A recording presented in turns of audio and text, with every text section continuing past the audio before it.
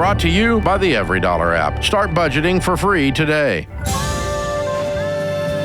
Normal is broke and common sense is weird, so we're here to help you transform your life. From the Ramsey Network and the Fairwinds Credit Union Studio, this is The Ramsey Show. I'm Dave Ramsey, your host. George Kamel, #1 best-selling author, Ramsey personality, and co-host of Smart Money Happy Hour, is my co-host today. Thanks for hanging out with us. The phone number here is 888-825-5225. Darren and Ariel are with us in New York. Hi, guys. How are you? Okay. Thank you. How are you doing, Dave? Better than we deserve. What's up in your world? It's such an honor to speak to you. You go, Ariel. Well, we've read your books. We follow your plan. However, I made some errors when I went back to school to obtain a degree and landed myself in almost $300,000 of student debt. Ouch. Are you a doctor or a lawyer? I am neither, unfortunately. Uh-oh. I'm a what social are worker. you? What degree did you get? I'm a social worker. For $300,000. What do you make? Not nearly that. My plan had been to, and this is what I was encouraged to do by my professors, was to work for the government and do 10 years of working, in the nonprofit sector, but that hasn't worked out. Yeah. So here I find myself, and we are calling for guidance. Yeah. What do you make now? What's your household income between you and Darren? Well, at the moment I'm not working. We have a 6-month-old. Uh-huh. And Darren brings in gross 107, right, sweetheart, a year? 108, but it comes down to $5,000 net a month. And you live in the city in Manhattan? We live in a suburb. Yeah, we live in a suburb of New Jersey. Okay. We have a paid-for house, so that's nice. That really. What is it worth? About $450. Yeah, and Darren, what do you do for a living? I work for the government. I work for data analytics for the Department of Health. Okay, cool. Okay. And how long have you been doing that?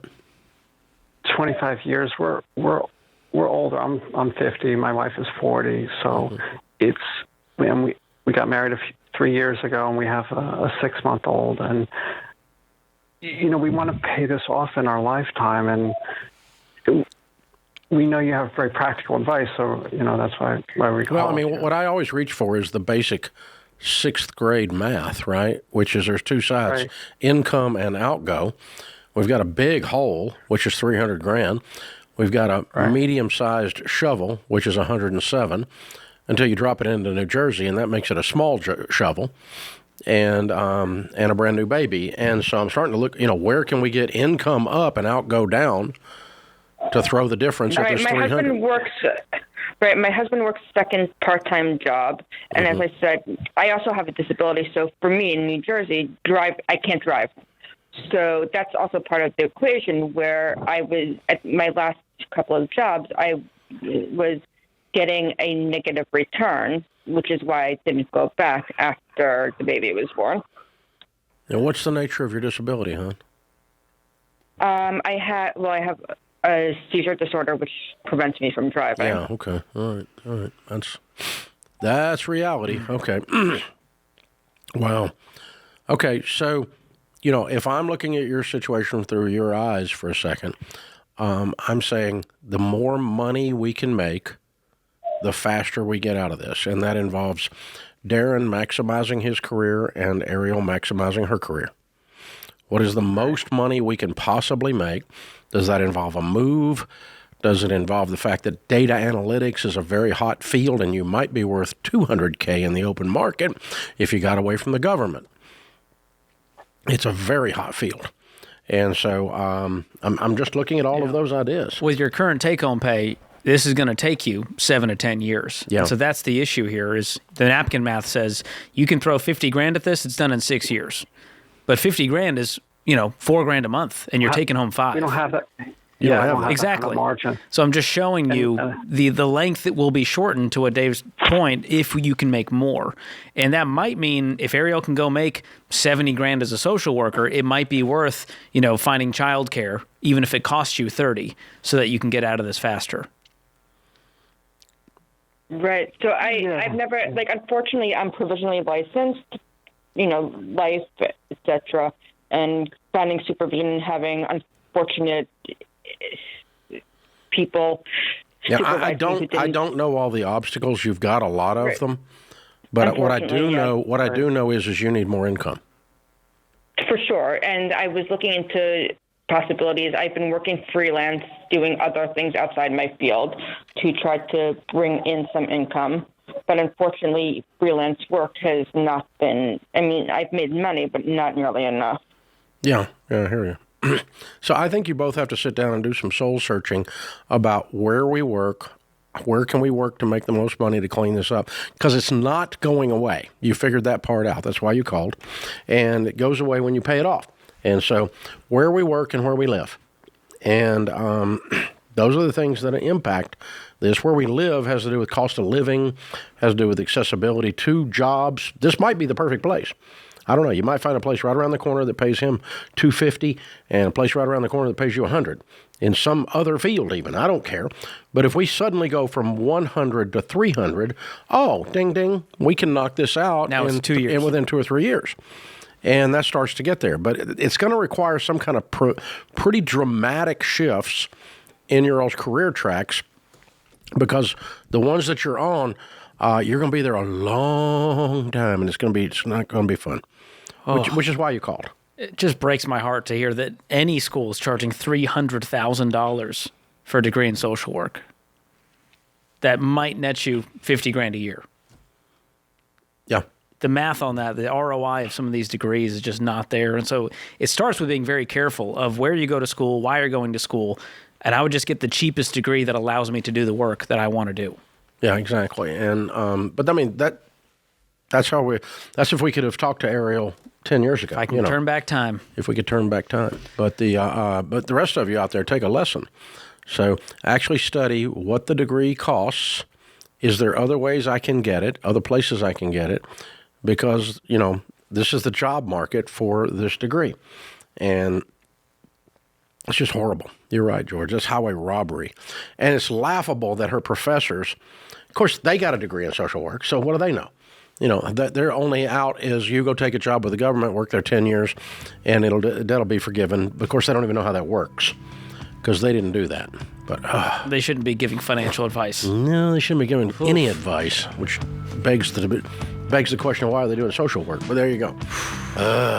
Man, I'm sorry you guys are in this, but it is truly a income outgo flex on the equation. That's what it takes. That's what it's going to take.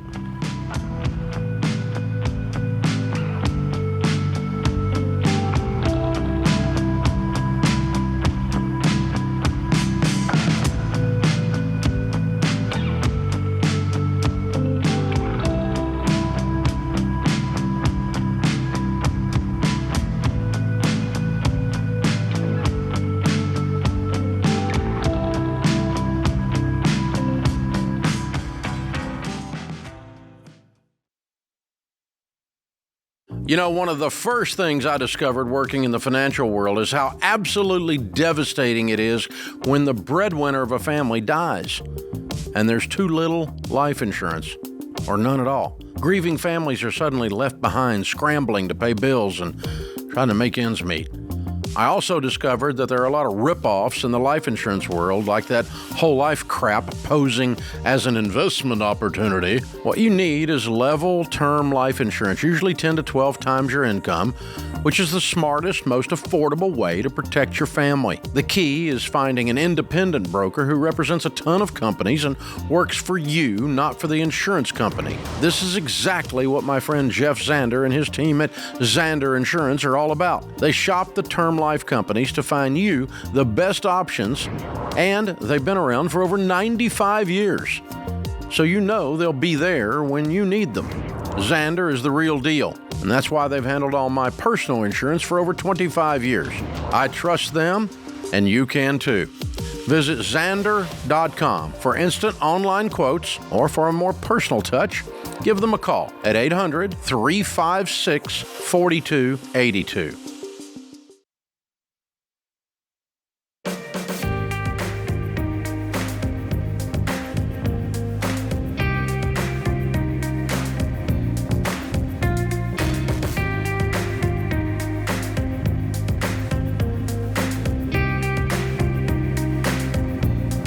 Maggie is in Sioux Falls, South Dakota.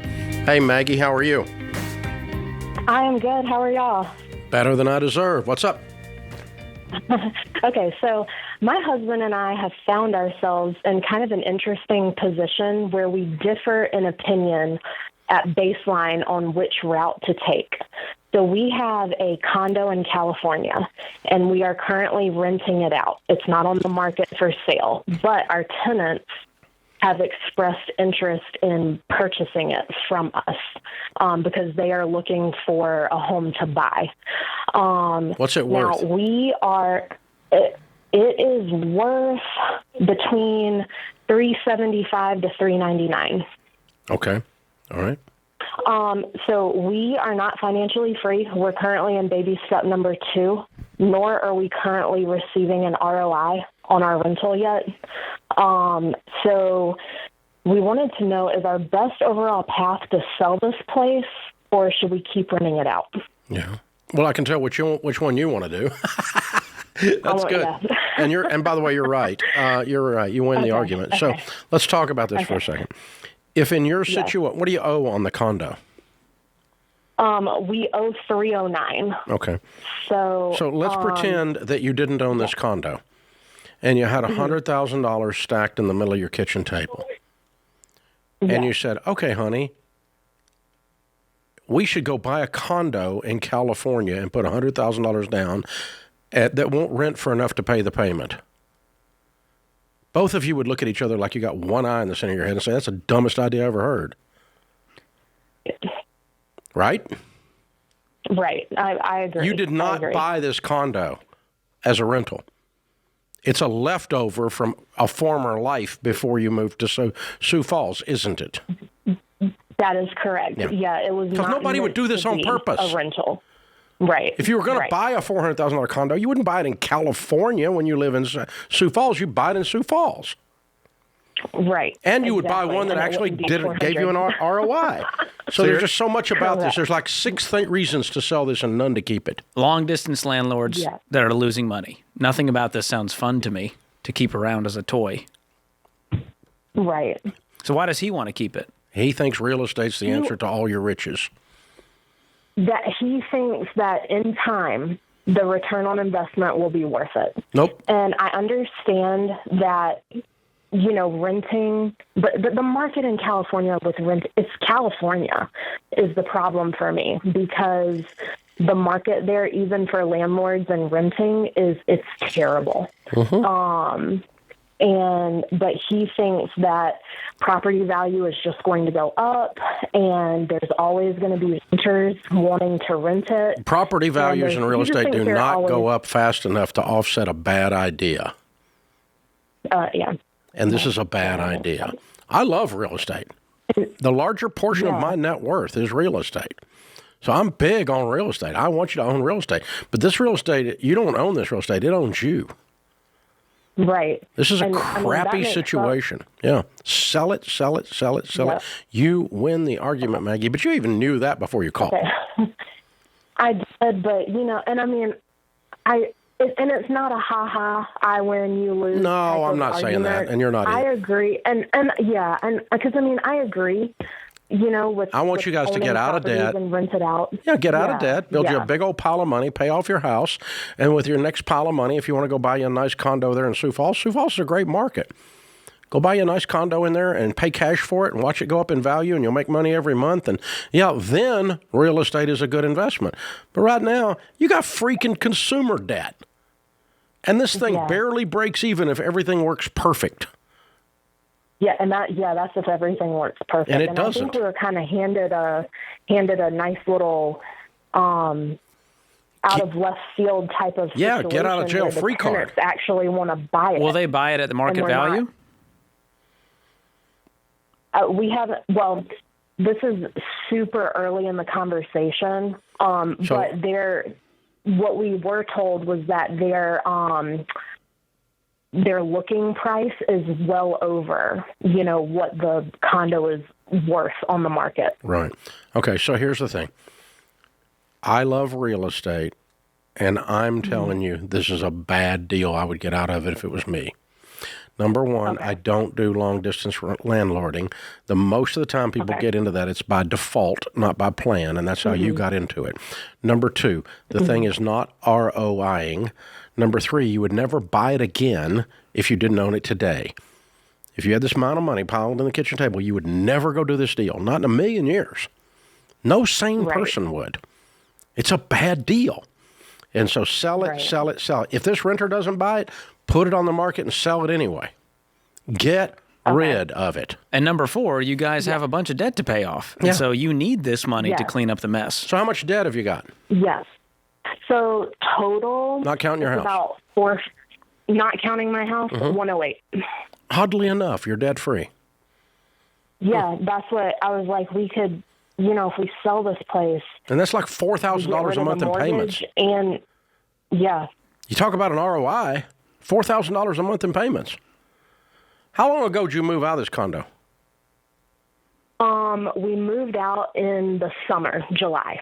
Oh, good. So you can still take personal residence, no capital gain on it. Right. It hasn't been a rental for that long. Right. Yeah, you got to get rid of. You need to get rid of it before you lose that capital gains right. Okay. Yeah, because you could take all this money that you can get on the table and pay zero taxes and throw it all at your debt and have a $4,000 a month change in position. This is a no-brainer. That ROI is much faster. It's not like, ha-ha, Maggie, I'm right. But Maggie, ha-ha, you are freaking right. I mean, my gosh. I guess her hope is to play it back, and she gets to say, well, Dave said. Well, and George said. I don't know if that's going to work. All of America said. I wish you the best. The math says. It doesn't even matter what my opinion is. What matters is the math. This is just dumb math. It's dumb. You would never put $100,000 in an investment in 3 states over that breaks even. And if something breaks, you go in the hole. While you have $100,000 in consumer debt. It's almost as if you borrowed money on a credit card and a car to go buy this condo. That's the way the balance sheet looks. Crazy. Don't do it. You get rid of it. Bethany's in Salem, Oregon. Hey, Bethany. Hi. How can we help? I'm just looking for ideas for something I can do from home. I'm a full-time stay-at-home mom and wife of a 4-month-old, and just needing some extra income for some different things. And was wondering if you guys have any ideas to throw at me that I could try. George has got much better ones than I do. Yeah, are you looking for something completely remote that you can do during nap times, that kind of thing? Well, if she's taking a nap, she's not working. Well, not you, that baby. So here's the problem. Everybody wants the remote job they can do from the couch in their spare time. But the thing is, stuff that actually makes money. Even if it's all day long, I can keep my baby here, and my husband works remote too upstairs. Okay. So between the two of us, like the baby can be between us doing something or napping. What was your former career? I did CNA for about 4 years. Okay. Is there not some telemed stuff that's pretty lucrative? Excuse me? Telemed? I haven't looked into that too much. The few things I've tried looking remotely, as I've researched a few things, I don't have enough experience at the resources I've looked into, or I don't have enough degree because I don't have any college, like formal education or anything. I just have my CNA license. In the different places I want X amount of years of, working, or they want this degree plus this, or different options. So it's been kind of So if you annoying can't to work try and find as a something. CNA remotely, you're going to have to shift completely to something else, which would be like virtual assisting, consulting, bookkeeping. So you might need to pick up some new skills if you want to do this from home. Oh, I'm totally fine with picking up new skills. My caveat is that I can't find someone that will take check me out, without... we've got a side hustle quiz to help you out. Go to RamseySolutions.com/side hustle. It'll start to give you some ideas on things you could do, and I would try a few.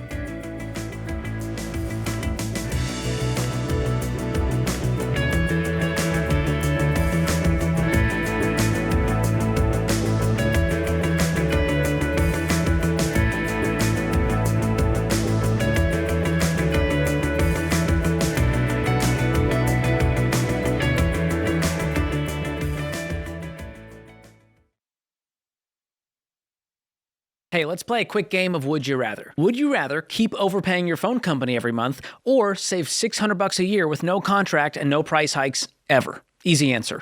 That's why I love Boost Mobile. With their low rates, you can unlock up to $600 in savings over the so-called big carriers. You can bring your phone, keep your number, and pay just $25 a month forever on the unlimited plan because you've got better things to do with your money. So go to boostmobile.com/Ramsey to make the switch today.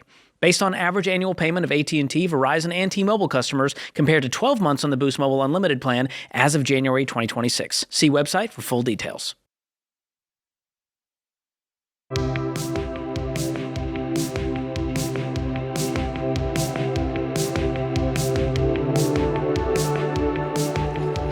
Are you sick and tired of working so hard but having nothing to show for it? Feel like a rat in a wheel, run, get nowhere, have a heart attack and die? Yeah. Well, you don't have to live that way. Our EveryDollar budgeting app helps you find extra money every month, builds you a personalized plan to get out of debt so that you can become wealthy and outrageously generous.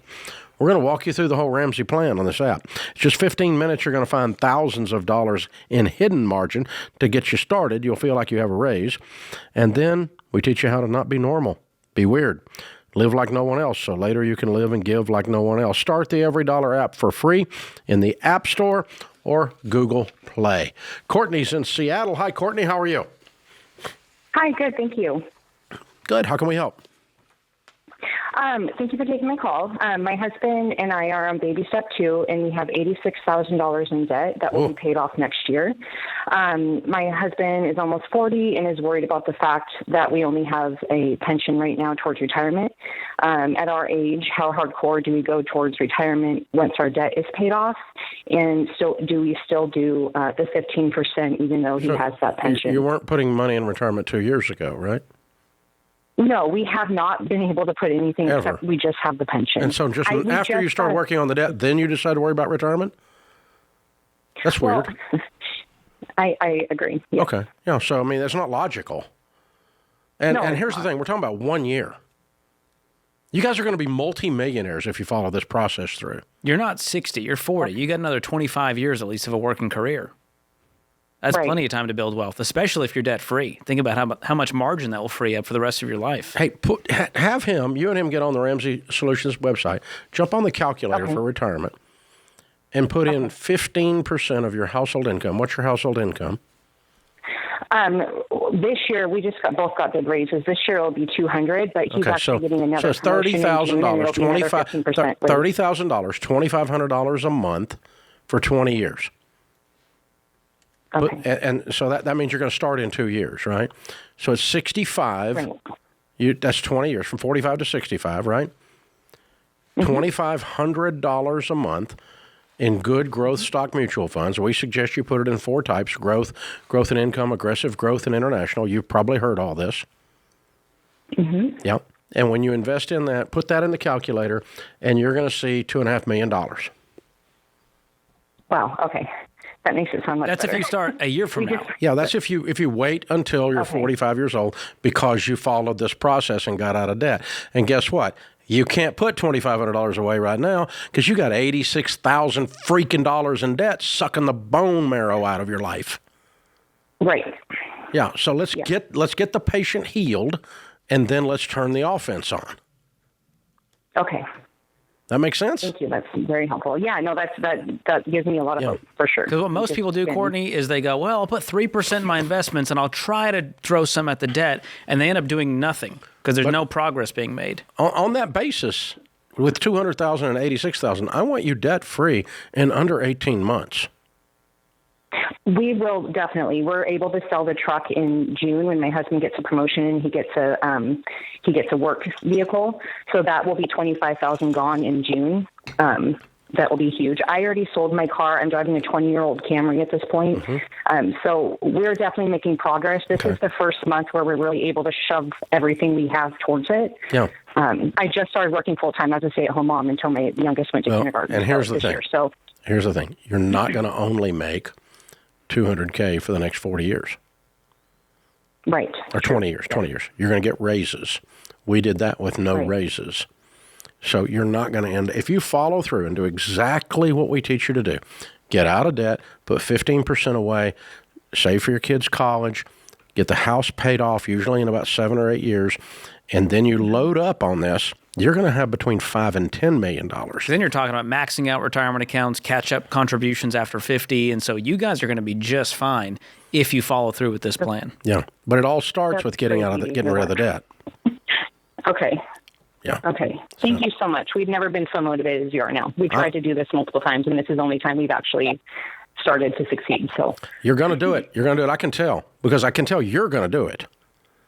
Yeah. You got it all over you. You're going to go do it. And I want to hear from you when you're debt-free, and I want to hear from you when you're a baby steps millionaire, because you are on your way. Way to go. I'm proud of you. Hope is in Greenville, South Carolina. Hi, Hope. What's up? Hi, Dave. I'm good. How are you? Better than I deserve. How can I help? Awesome. So my husband and I are going through Financial Peace University and are on baby step 2. We've paid off our first debt in the snowball and want to continue with Gazelle Intensity, but we're expecting our first child in May. Yay! Post-delivery. Yay! Thank you so much. We have $4.5K in the emergency fund to act as a buffer for those no bills, but not knowing the full cost is difficult to plan for. After baby, we will become a single income family in ministry.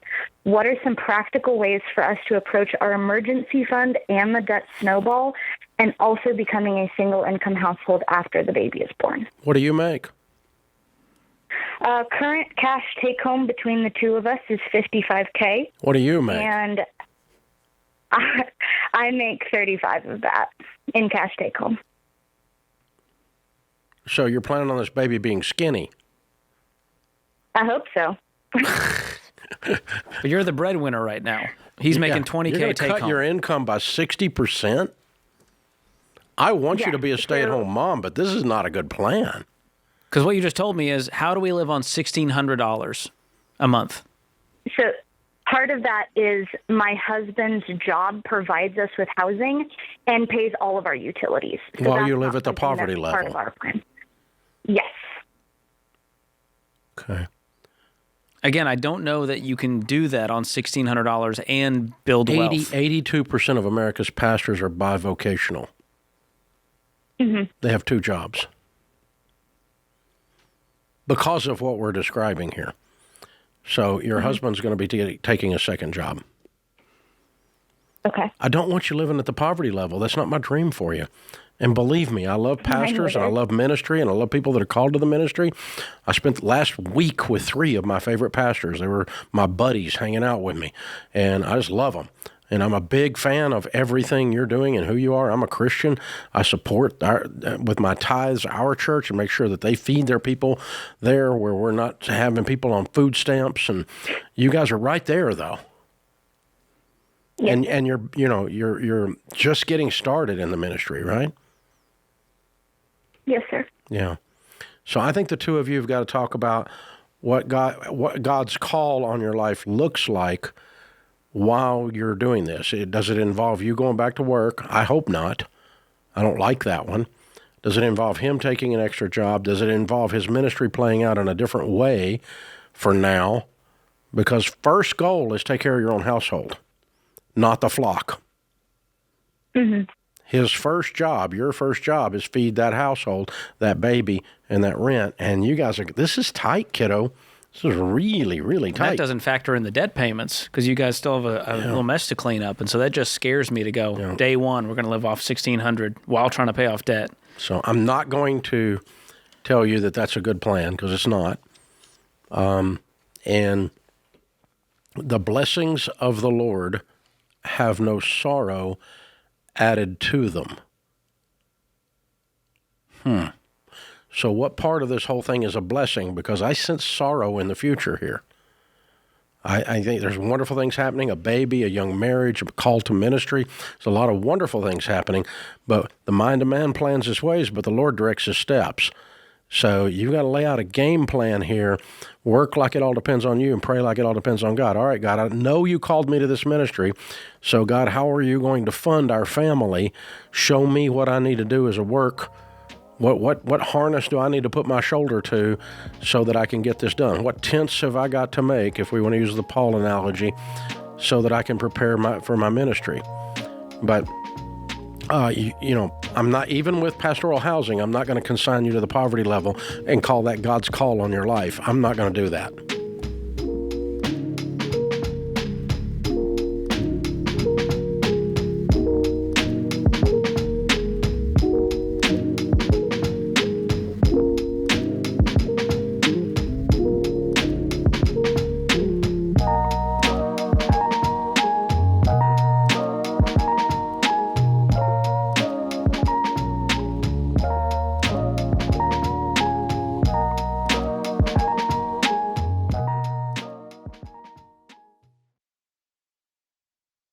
If you're looking for a more budget-friendly way to save on medical costs and stay true to your values, Christian Healthcare Ministries is a great option to think about. CHM is not health insurance. It's a health cost-sharing ministry, a biblical, community-based way for Christians to share each other's medical bills. That means no enrollment deadlines, and you can choose any doctor or hospital you want. That kind of freedom is big, especially if you're self-employed, between jobs, or you just need something that fits your budget better. CHM has been around for decades, faithfully serving the Christian community. And many members save hundreds of dollars a month compared to traditional health insurance. And that margin gives you breathing room when you're working the baby steps and trying to steward your money well. And right now, CHM is offering new members a 50% credit towards their first month of membership. Get started at chministries.org/budget and use promo code Ramsey. That's chministries.org/budget and promo code Ramsey.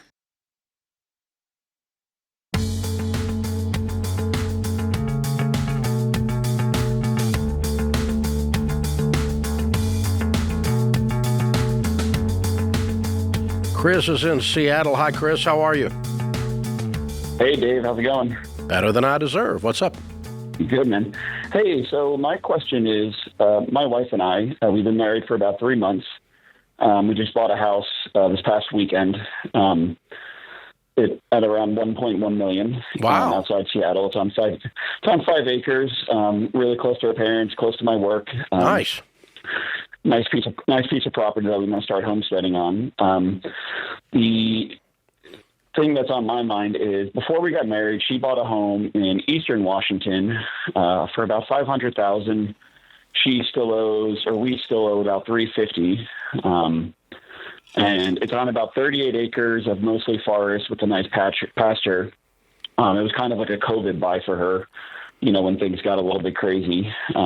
She wanted a place that she could escape to. The issue is there was a bad plumbing leak because of no heat and burst pipes. So now the home is uninhabitable, and it's costing us about $1,800 to $2,000 a month. Wait a minute. So I'm just looking. Did she not have insurance? That's a good question. I never thought about that, actually. I think the thing is the home was pretty run down as it was. So they were planning on gutting it anyway. Okay, so the value here is the 13 acres, not the lot, not the house. 38 acres. 38 acres, I'm sorry. Yes. Yeah, so you could push the house down and sell the 38 acres. Yes. I just don't know if it's worth what we still owe on it. Is the problem. Well, I would find out. Okay. So you don't think you don't think it's worth keeping as a No. potentially It's a long-term mess. investment? Yeah. No, it's a money pit. Mm-hmm. You owe $175,000. If you had $175,000, let's just pretend you didn't own this, and you woke up in the morning and you said, I found a place we can get for $175,000, 38 acres with nothing down and pay payments on it. You wouldn't do that. Sure. That's what you've got. You think even if we're underwater on the house right now? Is what you're saying? Still try to get rid of it? I'm sorry, house and acreage, we don't think we're underwater, do we? You don't think it's worth even $350? It's hard. I don't think so now because she bought it during the craze where everyone was trying to get out of the city. Okay, you're not operating on facts, you're operating on feelings. You need to have a real estate agent go out and tell you what this piece of property will bring. Go to RamseySolutions.com and click on Ramsey Trusted for real estate agents and have one of them go out and look at it for you and say, Chris, I think we can get $210,000 for this. Chris, I think it's going to bring $110,000. And here's why. And then based on that, you can start making some decisions on, but this does not sound to me like it's something I want to own. Mm-hmm. The longer you hang on to it, the more money you lose. Because you said you're bleeding $2,000 a month. Yeah. Just to hang on to it. Interest rates around 2%. I don't care what the interest rate is. Yeah. It's an alligator. It eats money. It doesn't produce money. Right.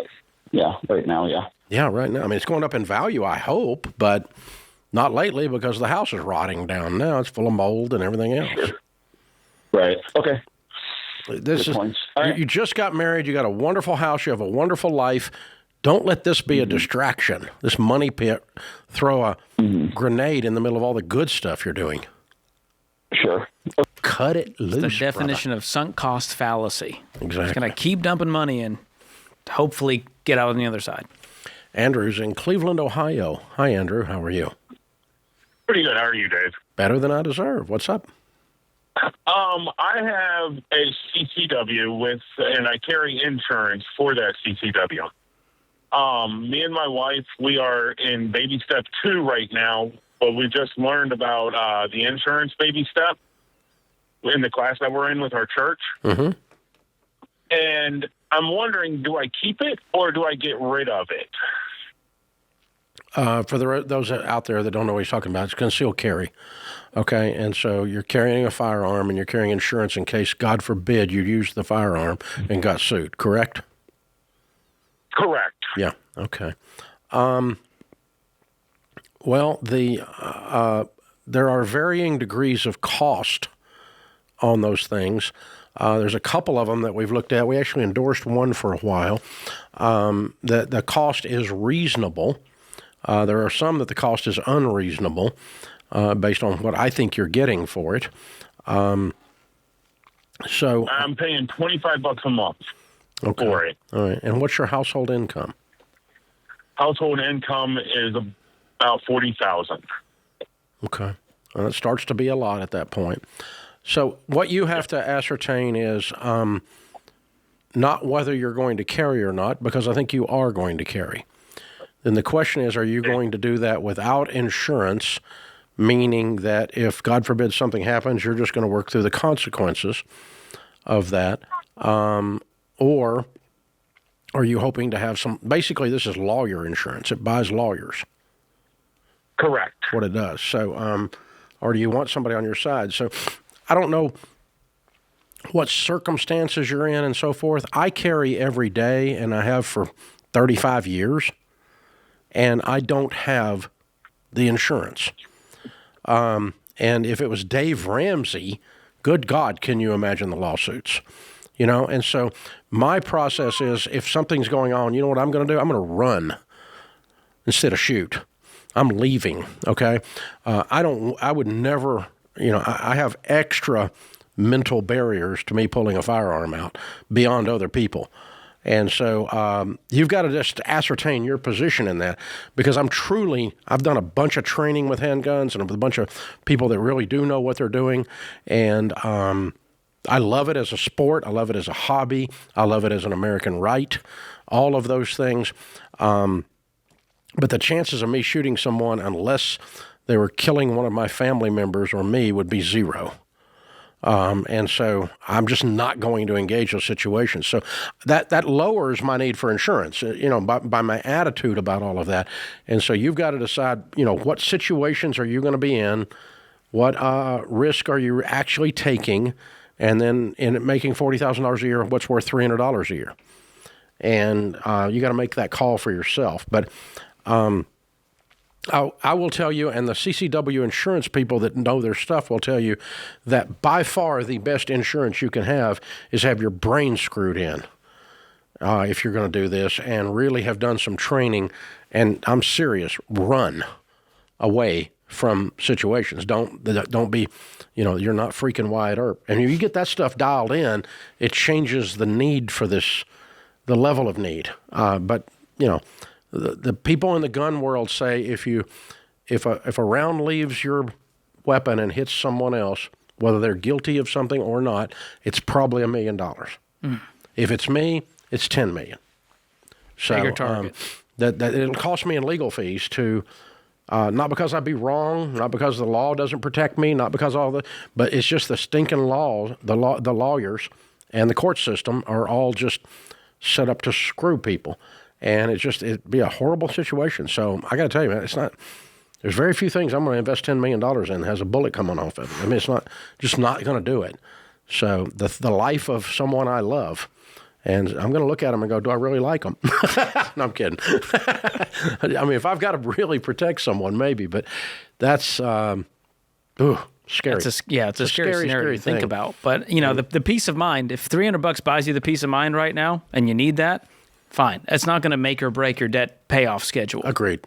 At $25 a month. Now, if it was $100 a month, making $40K, that is a serious amount of money. So the goal would be, can we get our income up and eventually sort of have our own insurance policy to help out with this, and auto, home, umbrella, all of that. There's other ways you can also kind of stay protected. But outside of a firearm situation where someone sues you because of that, that's a different situation. I don't know how often that happens, how many a year, but... Yeah, I can't even imagine. It's almost nothing, but wow. It's a scary, scary thing to think about, that's for sure. And it makes lump come up in my throat just to think about the possibility of something like that. This is The Ramsey Show.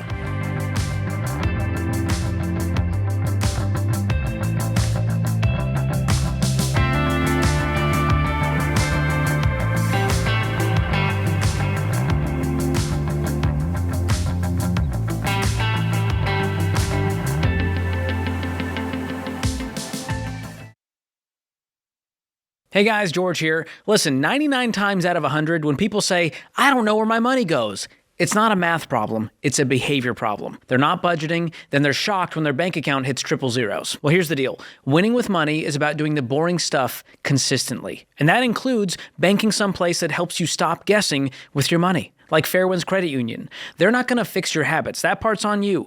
But they do support people who are ready to take control of their money.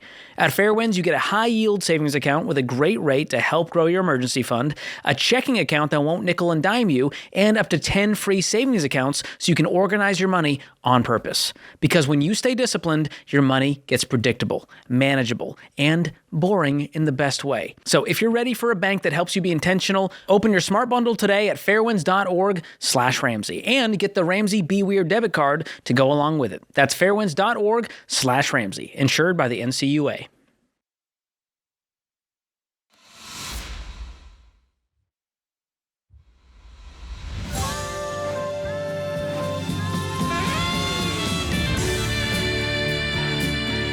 Welcome back to The Ramsey Show in the Fairwinds Credit Union studio. George Kamel, Ramsey personality, #1 best-selling author, is my co-host today. I'm Dave Ramsey. Amber is in Tulsa. Hi, Amber. How are you? I'm good. Thank you for speaking with me today. Sure. What's up? I have been married about 20 years, and 15-ish years of that marriage, my husband was an alcoholic. And he has his own business, and he was able to maintain that. He is now 3 years sober. Good. And yes, thankfully. And he is back on track. But in the midst of the chaos, we have not filed our taxes since 2020. And I'm not even sure. Midst of what chaos? He was drunk for 20 years. When did the chaos happen? Well, it really was a downward spiral. It just got worse and worse. He even had a couple of DUIs. So it just kind of reached a peak. So 20 to 23 was him going to the bottom, and 23 to now is coming back out. Yes, exactly. Okay. I got you. And now his business is thriving, and we're doing really good. Good. But this is just like a looming black cloud over us because I know we have to pay the piper. Yeah. Okay. So the first thing to know is this, and it's very, very serious.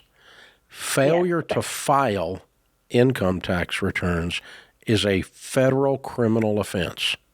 Yes. Failure to pay taxes is not. Okay. Yes. Okay. People do not go to jail. People do not go to jail in America for not paying taxes. They do go to jail, around 2,500 to 3,000 of them each year, for not filing. So we've got to get that off of you. The number of times that the IRS prosecutes someone who comes out of the cold, off the grid, on their own is almost zero. So you're going to initiate this filing immediately.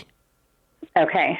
I don't want them accidentally finding you in the next 30 days and really screwing up all of the positive progress he's made in the last 3 years. Yeah. Okay, so go to RamseySolutions.com and get one of our tax ELPs, and they will help you. Typically, what happens is you need to reconstruct the last 3 years, maybe 4, and do the best you can to reconstruct those years and file those, and then all of those taxes will be due. Okay. And that's another thing. I don't even know that during that time period he kept a very good record. I don't care. We have to reconstruct something. Okay. The best you can do. You're going to have to pull it together because you need to file something. Because they're probably not going to look at it. They're probably just going to be happy that somebody just showed up and started giving them money, okay? But that's if you go to them. So do not put this off another year. Okay. Danger, danger, danger. Yes, I don't want to go to jail. Well, it's not you, it's him. Yeah. Are you working outside the home during this time? No, I'm a stay-at-home mom, but I do help him with the business. I know, but there's no other tax bill other than the profits from the business. No. And you're not an employee of the business? I'm just listed as a co-owner. Does he have employees? He has 2, but they're just 1099. So they do their own taxes and everything. Yeah. Okay. Well, I think you're going to find when you delve into this that they're not really 1099. Okay. Because you have to meet several guidelines to be a 1099 employee, and I've got a feeling these guys don't. 1099 sometimes with entrepreneurs is I just don't want to file taxes. So I'm going to make the team do it. But a 1099 is for a self-employed person. Your employees are not self-employed. Okay. So I don't think, but that's a minor thing, but your tax advisor can tell you about, or your tax preparer can help you figure that out. But you need to get 3 or 4 years with a Ramsey trusted tax preparer and get it filed immediately.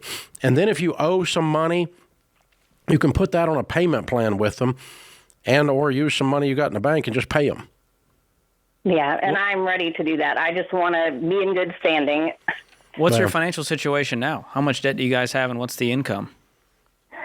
We don't have a ton of debt. Maybe $100,000, and that is in houses and cars and a little bit of credit card. But we're bringing in close to $20,000 to $30,000 a month. A month? Net profit or gross? Gross. There is some equipment purchasing and paying employees in that amount. Yeah. Okay. So you're probably making $5,000 a month. Yeah. Yeah. So $60,000 a year. So, and I'm guessing in the bad years you might not have made anything. Yes. So it may not be as bad as you think when you actually go to file. So that means there's not going to be much taxes on it if you didn't make much. Okay. That's what I'm hoping. Yeah. Let's just get all this pulled together and be proactive in approaching the IRS. And I make fun of them and pick on them all the time, but they're actually pretty good to work with in these situations if you come to them. Don't wait for them to come after you. Yeah, you don't That's get the less men fun. in, you don't want the men in black showing up with a gun, right? But that's, that kind of thing. But that's come in out of the cold as quick as you can. Todd is in Lexington, Kentucky. Hey, Todd, how are you? I'm doing great. How are you? Better than I deserve. What's up? Me and my wife, we're looking to buy a new Harley. How much? It's $50,000. Mm-hmm. Got $50,000? Yeah. Okay. Yeah, it's a $50,000 Harley. And you've got $50,000 cash? Yes, we do. Okay. All right. Yeah. We have like $450 in retirement, and then $350, about $350 cash or a little more. Mm-hmm. And I just wanted to retire, and I'm looking to retire in about 5 years. She's already retired, and I just want to be, just want to be smart with my money. And, Have you got any debt? No, none. What's your household income? About $300 to $350. I would buy the Harley, but I also would tune up my investments and make sure we're putting a good amount, because you're making really good money, and you could really stack some cash and buy a lot of things later that you want to buy. But right now, you can afford the Harley for sure. Okay. What kind of vehicles and toys do you have right now? Really, no. I mean, well, I actually do. I do have a Harley now that's worth about $15,000. I'd probably just sell outright. And then we have a paid-off 23 Tahoe and a paid-off 22 Silverado pickup, and then I have a vehicle that I use for my business. I work a full-time job for the federal government, and then I'm an electrical inspector on the side, and then I also build houses and sell. So you understand those. that your motorcycle is going to be your most expensive vehicle now? Right. Your toy. Yeah. Your toy is worth more than your other cars that you drive every day. Yeah, that's what that's one of my. I mean, that's what. And it's going to be worth $15,000 when you go to sell it. Yeah, so just know that going into it. You're going to lose the money, but you've got the money to burn it. Okay, you got the money to enjoy it, and it's not out of line. I might have pause in doing it, but it's not out of line. It's not a. You're not too broke to do it. But I want you to sit down with a SmartVestor Pro and make sure all of your money is invested. And if you're making $350, you should have more money stacked than what you've got stacked. So I want you to increase your investment goals so that you have got millions later to do stuff with.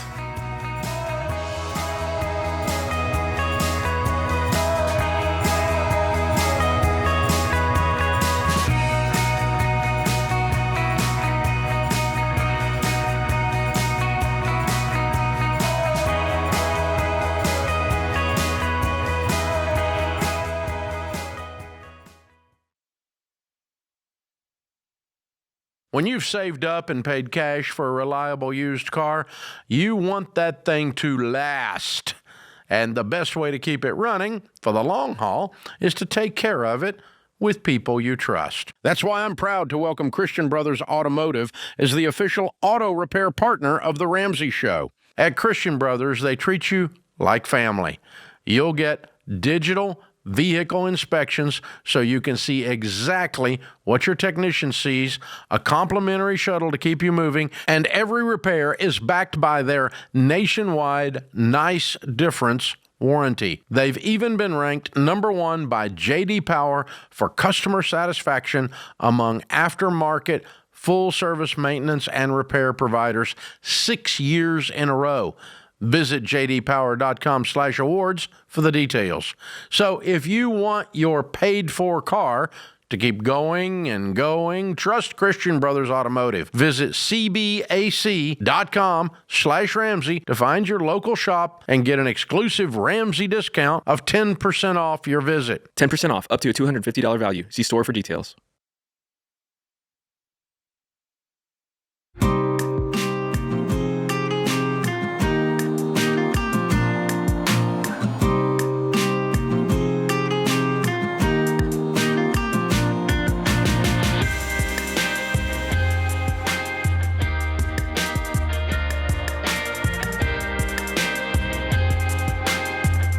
Megan is in Charlotte, North Carolina. Hi, Megan. How are you? Good. How are you doing? Better than I deserve. What's up?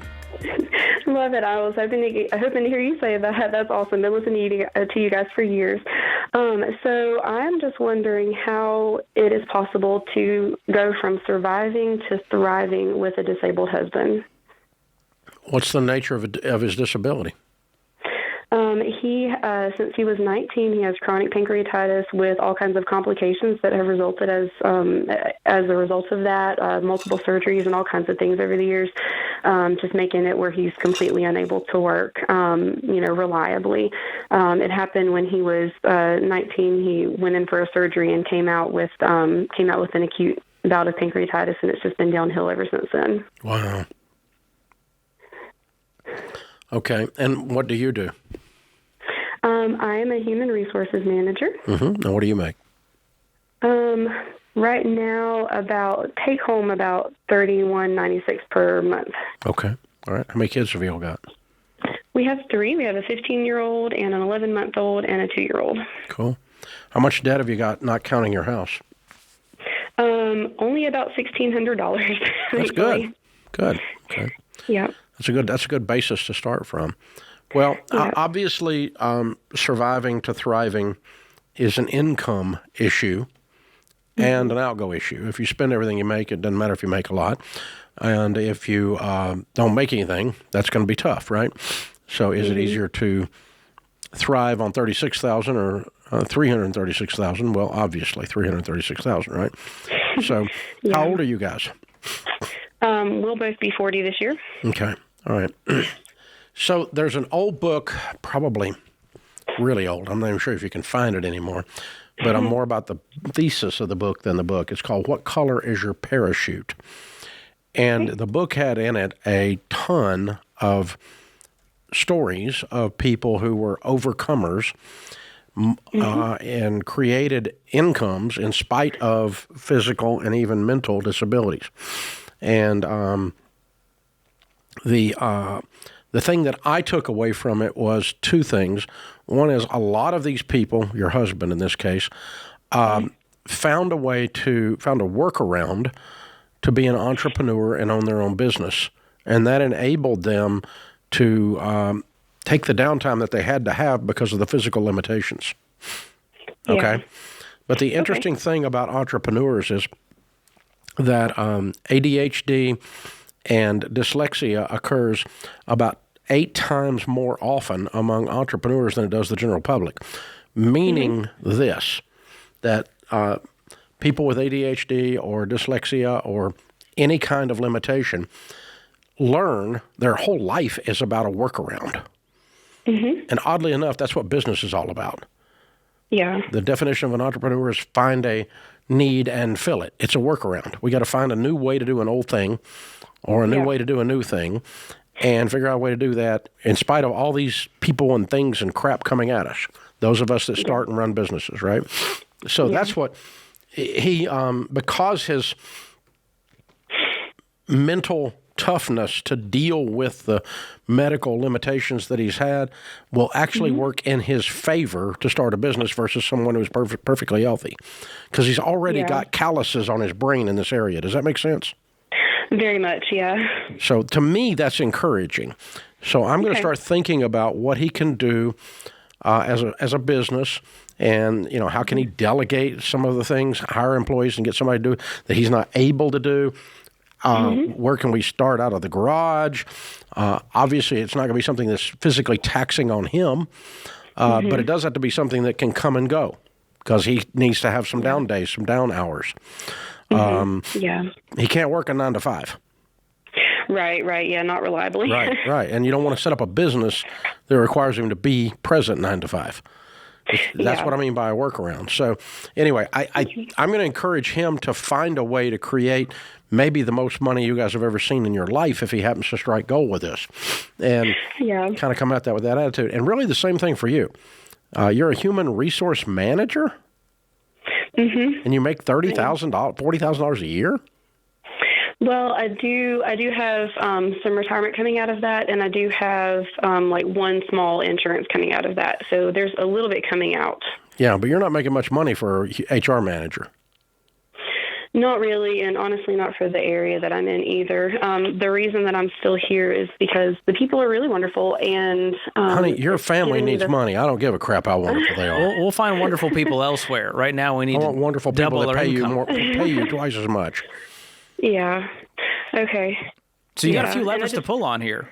If he can get something going, you can increase your income. Now we've got some serious margin. Because right now, your expenses are probably $3,000 a month. And that's what you're taking home. So it's going right back out to the bills. It really is, yeah. Because it seems like we start to build up a few $100s in an emergency fund, and then it all goes away, and then we have to kind of start back over from scratch every month. So we're just not getting anywhere. That's why I've been putting a little bit more into that retirement, because I was just terrified. Like, what if we get to 60 and have nothing to show for it?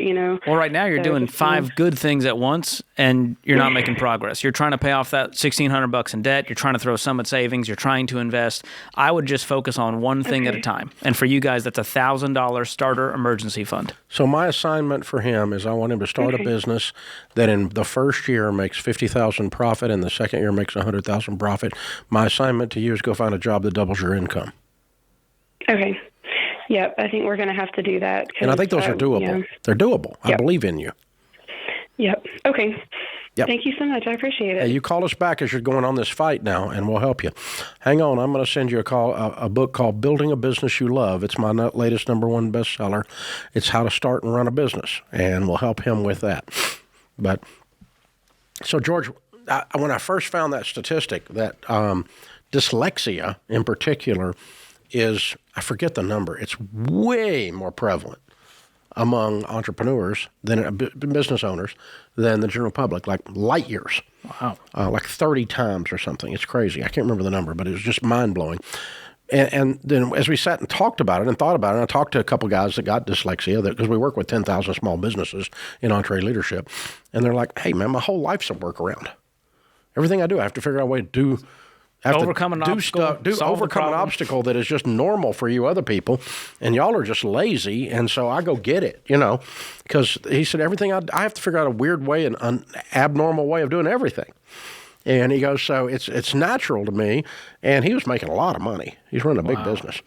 But he said reading is a challenge. He goes, I'm really glad you put stuff on audiobook, because, but he goes, it's a workaround. How are we going to do this? And anyway, and my whole spirit has been reformed with the recognition that I have to do things differently than the average person, and that is a secret superpower in business. There's a grit to that. Oh, there's a grit to it, and there's a part of your brain that functions to create workarounds that no one else has. I don't have to do the workarounds he has to do.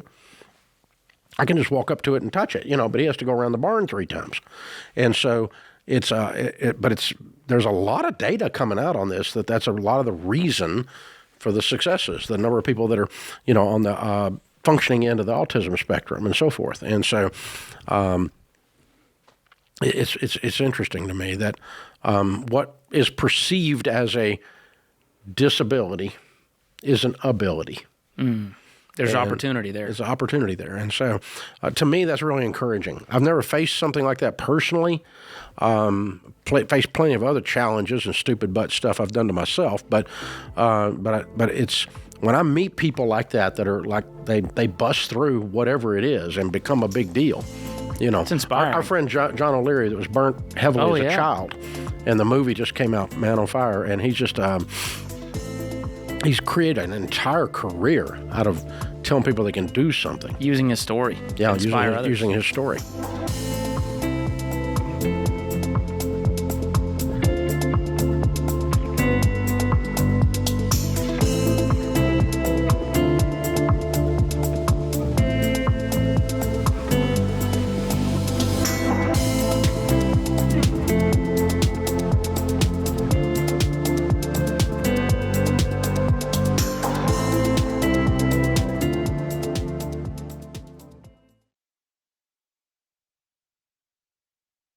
Owning a business can be a heavy load. You want to serve your customers well, make a healthy profit, and grow.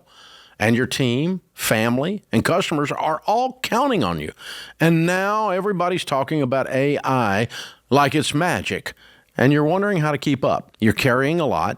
But you don't have to do it all alone. That's where Netsuite comes in. Over 43,000 businesses, including Ramsey Solutions, use Netsuite to lighten the load by bringing all their numbers into one system. Accounting, inventory, CRM, payroll, the works. And now Netsuite's AI takes it further, automating busy work, flagging inventory issues, spotting cash flow problems in real time, and catching risks before they hit.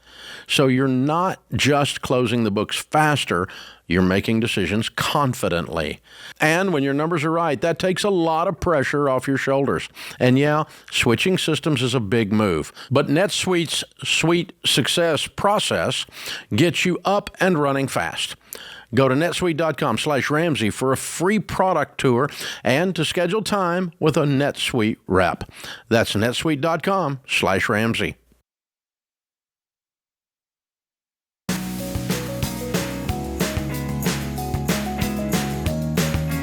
If you've got a simple tax situation, like you haven't had any major life changes or big investments, use Ramsay Smart Tax.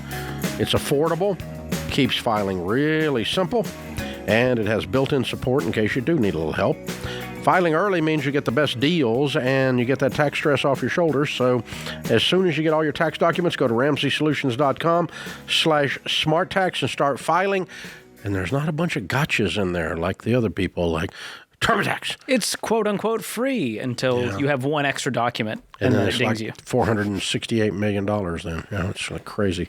The little add-ons will get you, boys and girls. All right, not with us. Hey, David is in Los Angeles. Hey, David, what's up?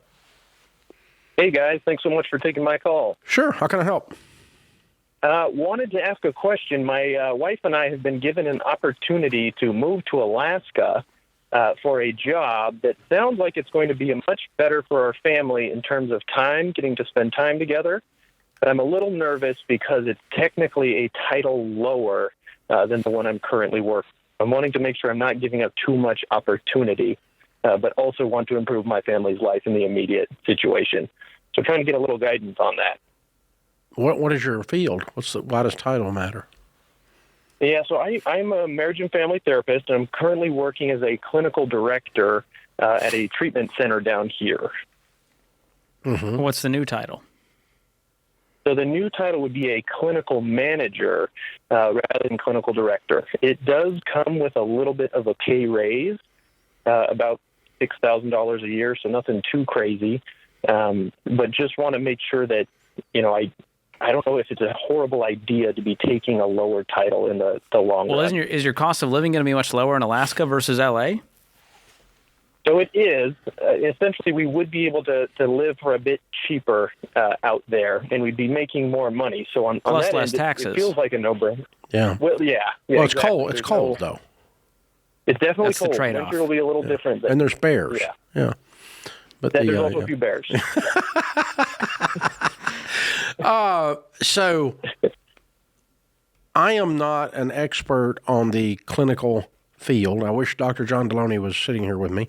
Sorry, George. That's and okay. Feelings aren't hurt. he has a PhD in counseling, and he knows all those people, and he knows all that stuff. He knows the titles. My perspective looking in from the outside as a layman is I don't think there's two people on the planet that will notice your title change.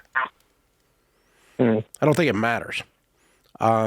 Okay. Henry Cloud's one of my best friends. He's a clinical guy, one of the most famous in the world, and others I've known in that world because we've been around that world for 30 years because we deal with so much mental issues around money stuff. So we're become friends with that world. And I have never, in 35 years, I've never had the occasion to go, oh, that guy is a manager, not a director on the, he runs the dadgum place or he doesn't run the dadgum place is the way I look at it. So that's an outsider outside the industry looking in. So I'm not sure how valuable my opinion is, but I personally have never been someone that collects titles. I collect the ability to get things done and get paid for it. And so it sounds like that's what you're doing. You're being a little bit more utilitarian rather than esoteric, right? That's true, yeah. Are the responsibilities the same? Yeah, responsibilities are essentially exactly the same. I'm still running the place. I still have the same oversight, just about the same amount of employees. So okay, let's fast forward. Let's try to change. Let's put the moccasins onto the foot for the fun of it. You've been doing this a while. You know the world. So if someday you were a regional director of 8 different mental health centers, and someone came to you for an interview, and they both had done the exact same job, would you care what their title was? I can't say that I would. I wouldn't. I think that I would be able to say this is the same thing. Exactly. You would look at it and go, you know, just in Alaska they named it this, and in L.A. they named it that, and it's the same job description, same duties, same responsibilities. Crud, the Alaska one may have a bigger budget that you're managing. I don't know. I mean, there could be actual more qualifiers. The only other thing I'd throw out is I would ask for more money. Alaska generally pays a premium to get people to live there. Yeah. And you're getting a little bit of a premium, but I wouldn't just say, I wouldn't ask for a set amount. I would just say, hey, I was talking to my financial counselor, and he said he's not sure this is a good idea. Is this the best you can do? And just see what they say. The worst thing they can say is, yeah, that's the best we can do. And you go, okay, I'm coming, right?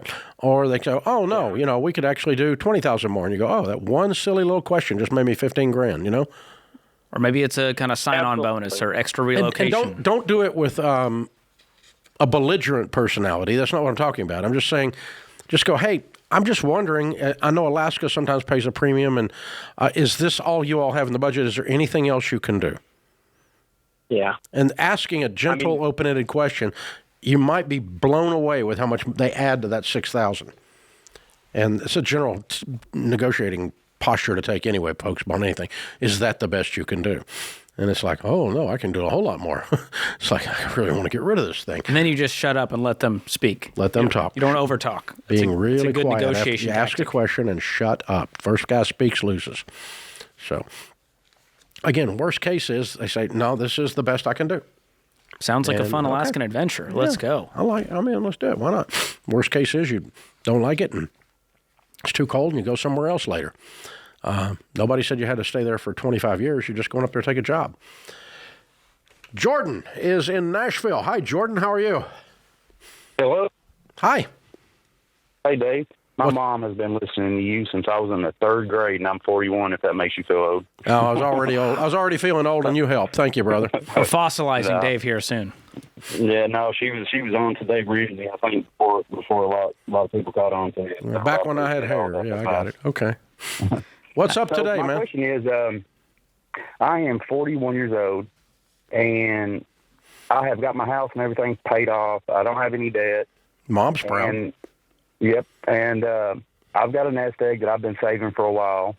And basically what my question was, I am working towards a pension, and I'm 15 years in towards retirement on a CD pension. Mm-hmm. And my question is, would you use all the capital I have now to make an investment in a real estate and business that I've been kind of wanting to do?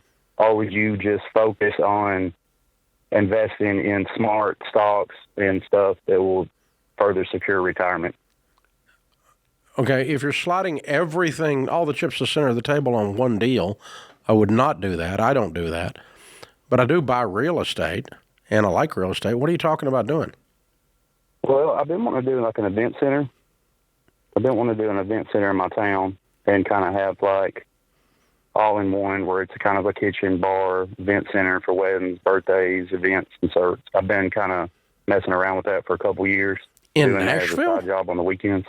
No, not in Nashville. I live about an hour and a half from Nashville. Okay, which city? But Cookeville. Okay, all right. Yeah. Because in Nashville, I would just tell you there's 26 of them. I mean, it's like, how do you get the next country music star's attention? A waiter. You know, so, but in Cookeville, what's the event centers like there? How many of them are there? There's a few event centers. I was actually wanting to do it in my hometown of Sparta. Now we're getting small. Yeah, is there enough population there to support one? You know, the local, they don't have a whole lot going on, but the local places that they do, for example, since I've been doing events, every time I try to call and book one of these places, they're 6 months out, they're 4 or 5 months out. So it seems like all the rental and venues places are doing well. And then our local bars, there's only a few of them. But it seems like they do real well, too, as far as the amount of people that's always in them. What's the cost going to be on this if you did it right?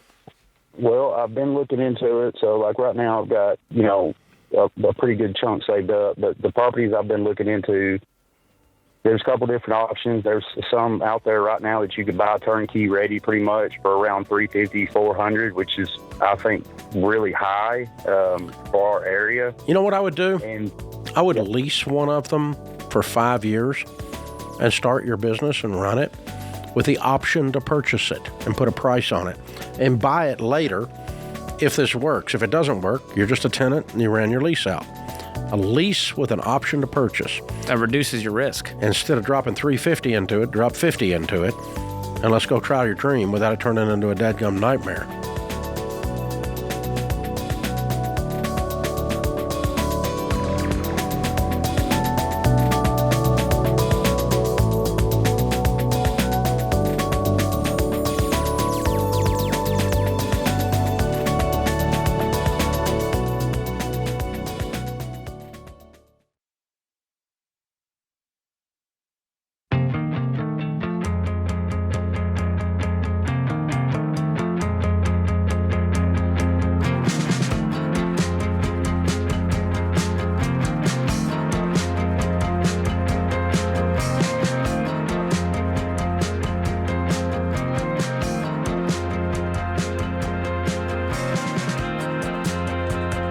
Cole is in Boise, Idaho. Hi, Cole. How are you? Hi, Dave. It's really good. How are you? Better than I deserve. What's up? Hey, so my wife and I are both Doctor of Audiology students, and currently, right now, we don't have any debt. We've been following you for quite a few years now, and so we've maintained no debt through school, through our undergrad, everything like that.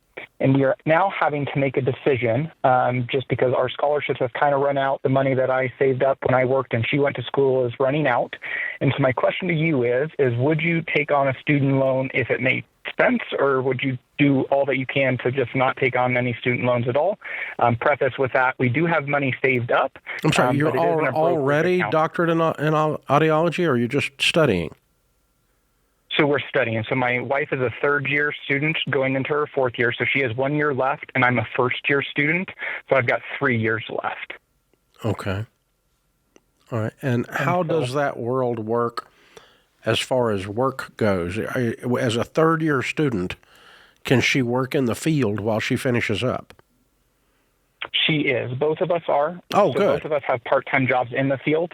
So we're both working part-time. We're taking advantage of any school scholarships that we can.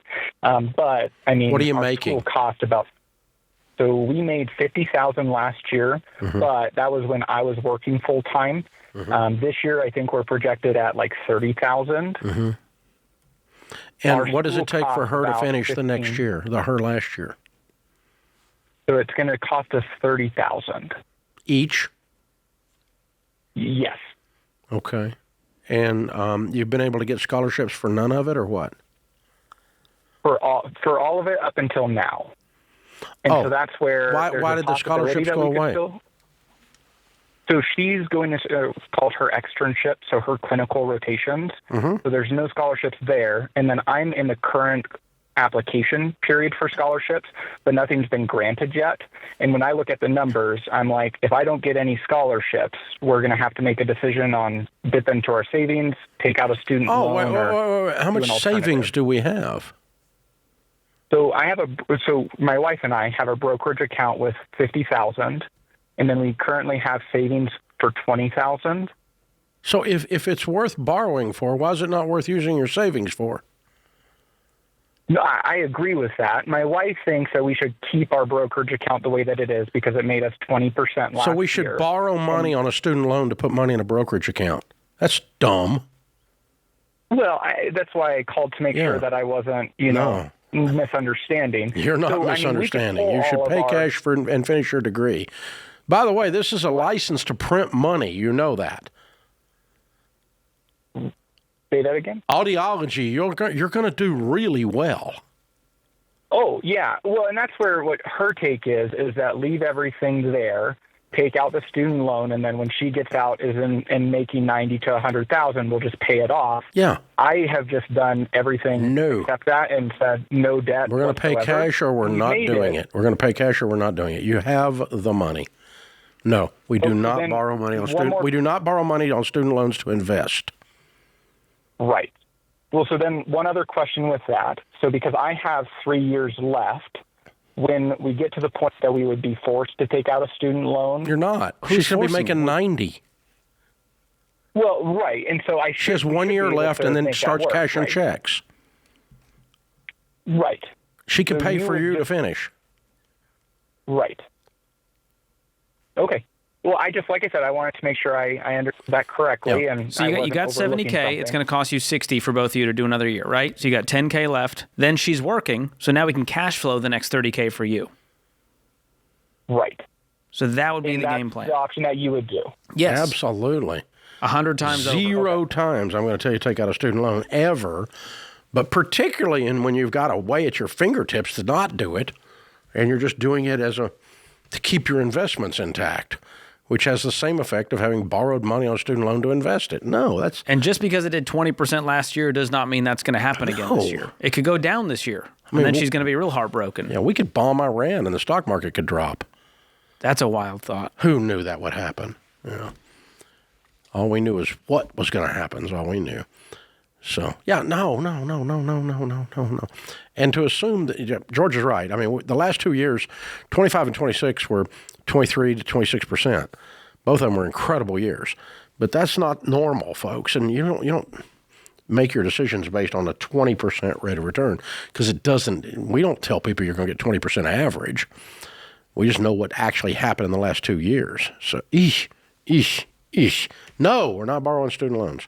Matthew's in Hartford, Connecticut. Hey, Matthew. Hey, how's it going? Thank you for taking my call. Sure. I maxed my 401k out like 3-4 months left in the year, put in the 15% in, like you guys tell us it's a good idea to. And my company has an after-tax account that I can continue to put a percentage of my check in after taxes that rolls into my 401k Roth. Do you have a mortgage? I do have a mortgage. Put it on that. Don't put it in that. Pay your mortgage off. That was the only question I had. Okay, it's easy. Yeah, we tell people, but when you're in baby steps 4, 5, and 6, 4 is 15% of your income going into retirement. 5 is kids' college. Any other money we can find above living life well, we're going to throw out and pay off the mortgage next. Because what we found, Matthew, the data tells us that the typical millionaire in America, and we've done the largest study on them of anybody, has a paid-for home and a healthy, muscle-bound 401k account. You're going to have both if you go this route. Now, when the house is paid off, you can go back and play some of these other games. You can max out. You can, you get to this year be 24.5. If you're over 50, you could do, or over 60, you could do 11.5, 250 extra. Do all those kinds of games. I do every bit of that. I do everything I can do. I'm 66, but I don't have any debt and hadn't had in 30 years. So I'm always maxing that stuff. I don't have any mortgages. It's a baby step 7 item to start. Exactly. Going above and beyond all of that.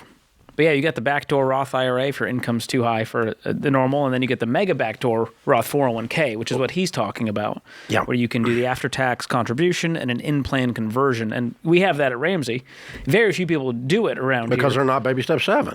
But at that point, it's a good option to have. But again, to your point, I'd rather have the house paid off first before I'm adding extra to retirement. Because likely he's going to be a multi-millionaire in that retirement account. Exactly. So in the meantime, until we get there and can access it, let's have a paid off home.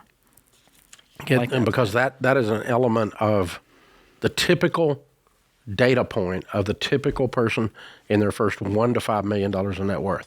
Now, beyond that, people do other things. They don't borrow to do it, but beyond that, they're doing more than just 401k and a paid-for house. Other rental properties, they've got businesses, they got other things to run a net worth up above that. But so a backdoor Roth, explain that, George.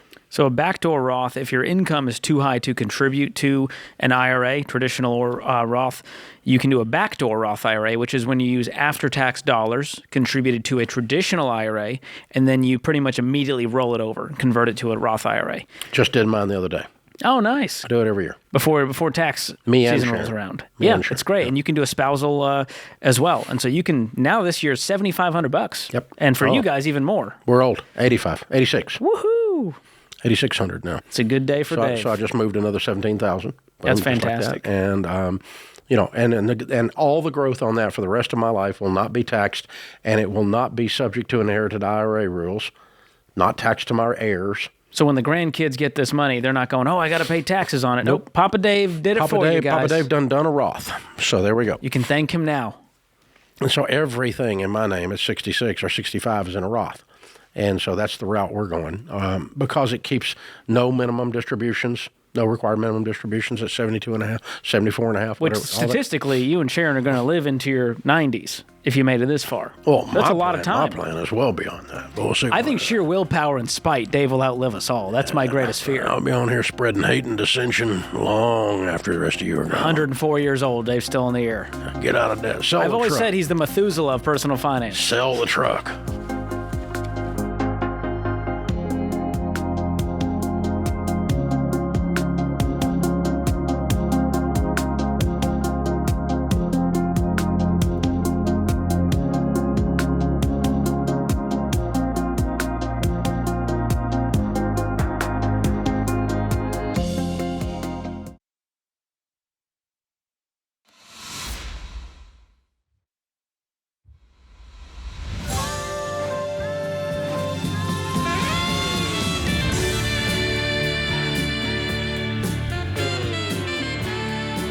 Welcome to the Ramsey Show in the Fairwinds Credit Union Studios. I'm Dave Ramsey, your host. George Kamel, Ramsey personality, #1 best-selling author, is my co-host today.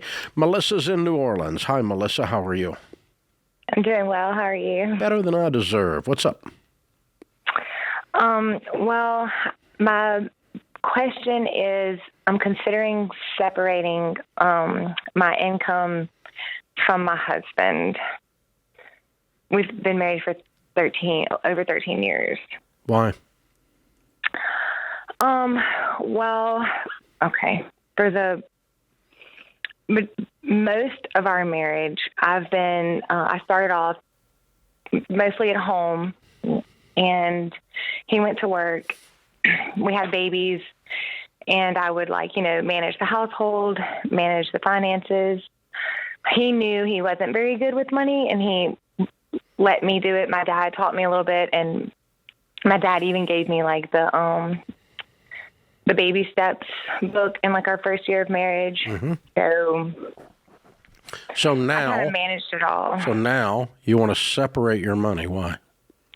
Well, when I went back to work full time, I'm a school teacher, and about 5 years ago, once our youngest got into kindergarten, well, it was actually first grade, but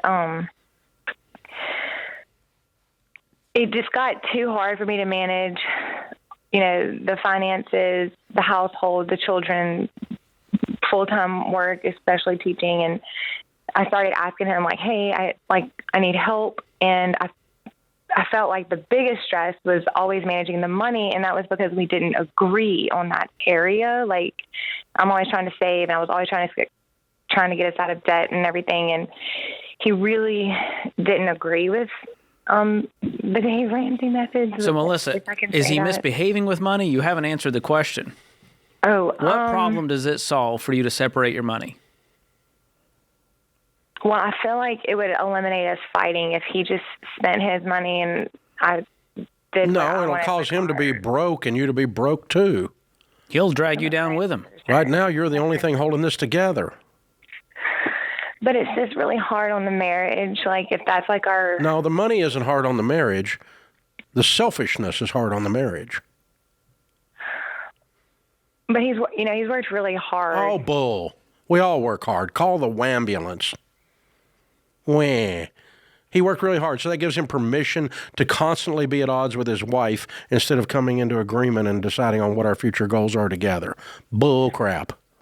That's selfishness. He wants me to agree with him, and I know. Yeah. That's selfishness. You don't agree to stupidity. And so separating the finances is not going to give you a better marriage. It'll just brush the problem under the rug. Makes it worse. It'll separate you guys further.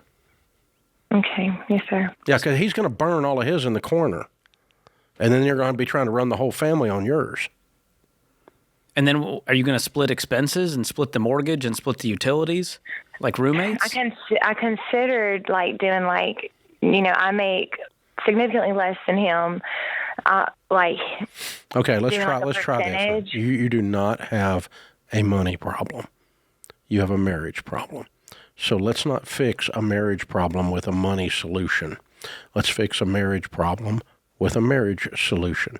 You guys need to go see a marriage counselor.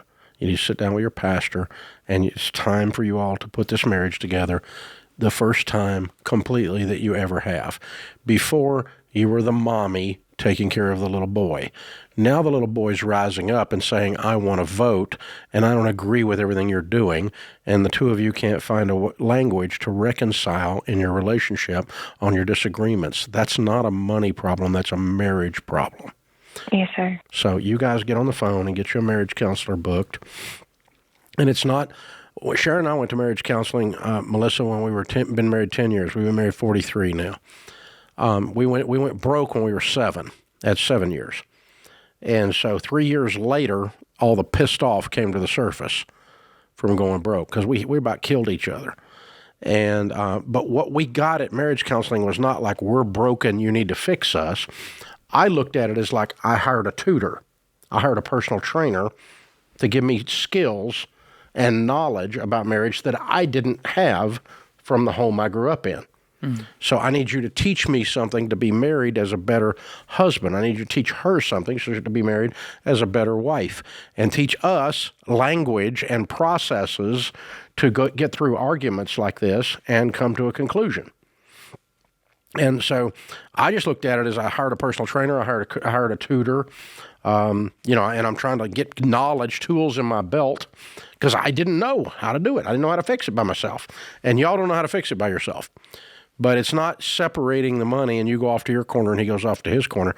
That's going to make it worse. So I would say the two of you, not because you're broken, not because you're all screwed up, but you have some things you need to learn that you've never learned in 13 years about how to talk to each other, how to, Bible says, submit yourselves one to another, how to put the other person first. That's what I was talking about, selfishness. And I've been doing this 43 years, and it's still hard because I'm still right and she's still wrong. But I told her if she leaves, I'm going with her. So there you go. But that's it. I mean, it's hard, and to navigate through this. You guys, you and Whitney had a bit of an advantage in that you started out as financial peace test tube babies here. That's right. She worked here at Ramsey, and I thought if she's good enough to work for Dave Ramsey, she's good enough for me. Probably too good for me. And I was right. That's true, but yeah. It was easy. But I have found, Dave, people that get married, they're not unified on money, but they go, well, he's just bad with money, just a personality trait. And then when I start picking on him, she says, oh, he works hard. Oh, give me a break. I think he works too hard to be this broke and selfish and childish. Oh, there we go. So there's one. Boom, drop that mic on it. Yeah. So, folks, here's the thing. What we found in 35, almost 40 years of helping people build wealth, get out of debt so that they can build wealth so that they can change their family tree and be outrageously generous. There's a couple things we're sure of. Very few, if almost none, of the married couples that build wealth do it separately. When we did this largest study of millionaires, we said, how many of you work together with your spouse and how many of you work separate? 83% said we work together. The general public says less than 50% says we work together. But the general public's normal, and normal sucks. It's broke. You don't want to be normal. And so, if you want an advantage to building wealth, it's learn to work together with your spouse, be unified in a desired future, as our friend Henry Cloud says. And then you say, okay, how does this discussion we're having affect that future? You're wanting to buy something we can't afford, it affects that future. You want to be irresponsible with money, it affects that future. We've agreed that this is the future we want. We've got an agreed upon desired future. Yeah. And anything that affects that negatively, hey, we need to look at it. It's a wealth multiplier to be on the same page financially, sharing the account. That's just the facts of it. Melissa, all the years of doing this show, your call is the number one call we get. How do I get my reluctant spouse on board with your Ramsey stuff? How do we get agreement in our house? It's the number one call we get.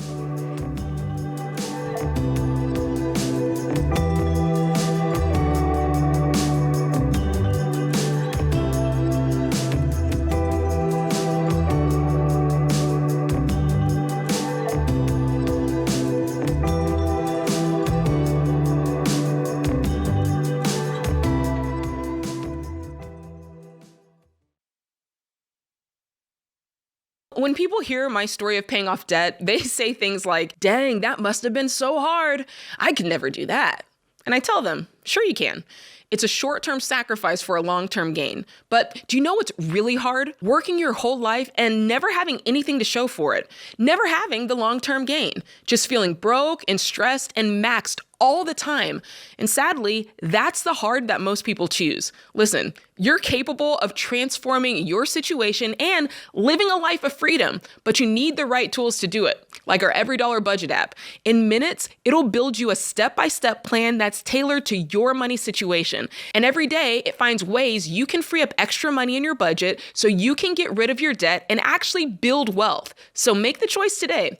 Short-term sacrifice, long-term gain. Choose the tool to help you get it done fast. Download the EveryDollar app and start for free today.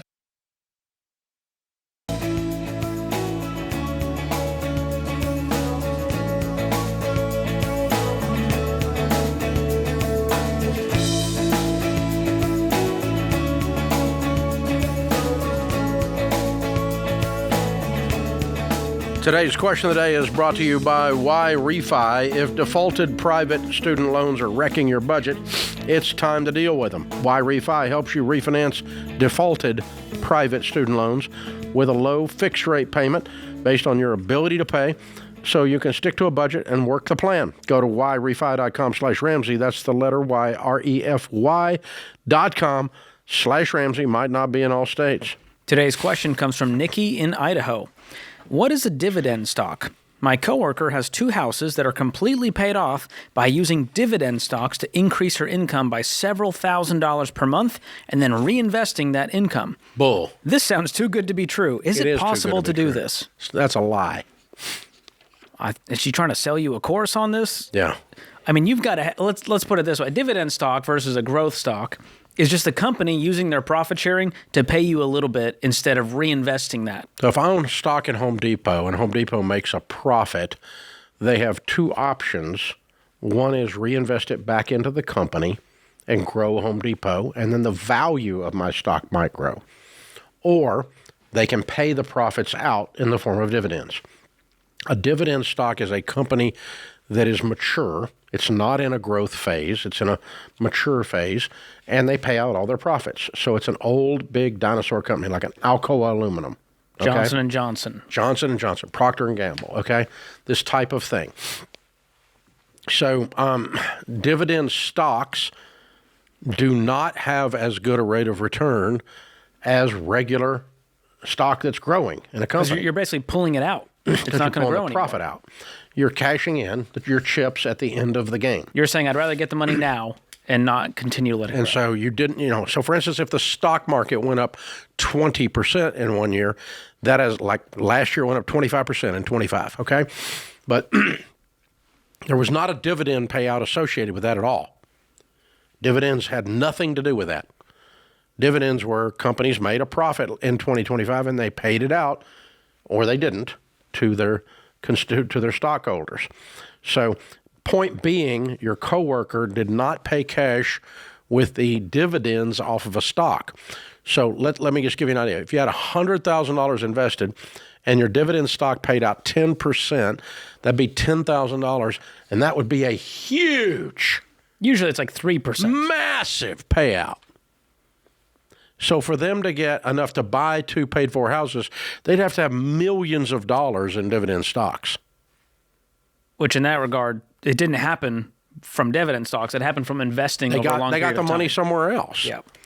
So dividend stock is a dumbed-down way to invest, a low-risk way to invest. It's not a magic trick. It's just math. But it's not even good math. I mean... I'd rather have that money continue to grow. I'm worth several $100 million. I'm 65. The number of stocks I have that are dividend stocks are precisely 0. I want a better rate of return than that. I mean, we've heard you say on air for 30 years now, good growth stock mutual funds. Yeah. Not dividend stock. Yeah, and the reason is the returns. It's pretty simple. And those dividend income, that's taxable. Okay, so let me reread it. What is a dividend stock? We just explained that. A coworker has 2 houses that are completely paid off by using dividend stocks to increase her income by several $1,000s per month. Okay, that did not happen. And then she says, and then reinvesting that income. Yeah, well, that's the income off of the houses. Okay. You got the 2 houses paid off by using dividend stocks. So my point is, if you did that, you either cashed in the stock or you have millions and millions of dollars to buy a $100,000 house or $200,000 house. So that's not, something's wrong. It doesn't pass the smell test, Nikki. You're not going to follow her strategy and do this. Yeah. So at least in it's this still a lifetime. good question. It's good to educate people on what a dividend stock is. That's why we took the question. And there's nothing wrong with dividend stocks, but it's just an ultra-conservative, lower rate of return way of messing with the stock market. It just makes you feel good to get that little check in the mail every quarter. Yeah, and it typically is done by folks that are retired, and they would place a chunk of money so that they could get a steady income off of these steady income companies.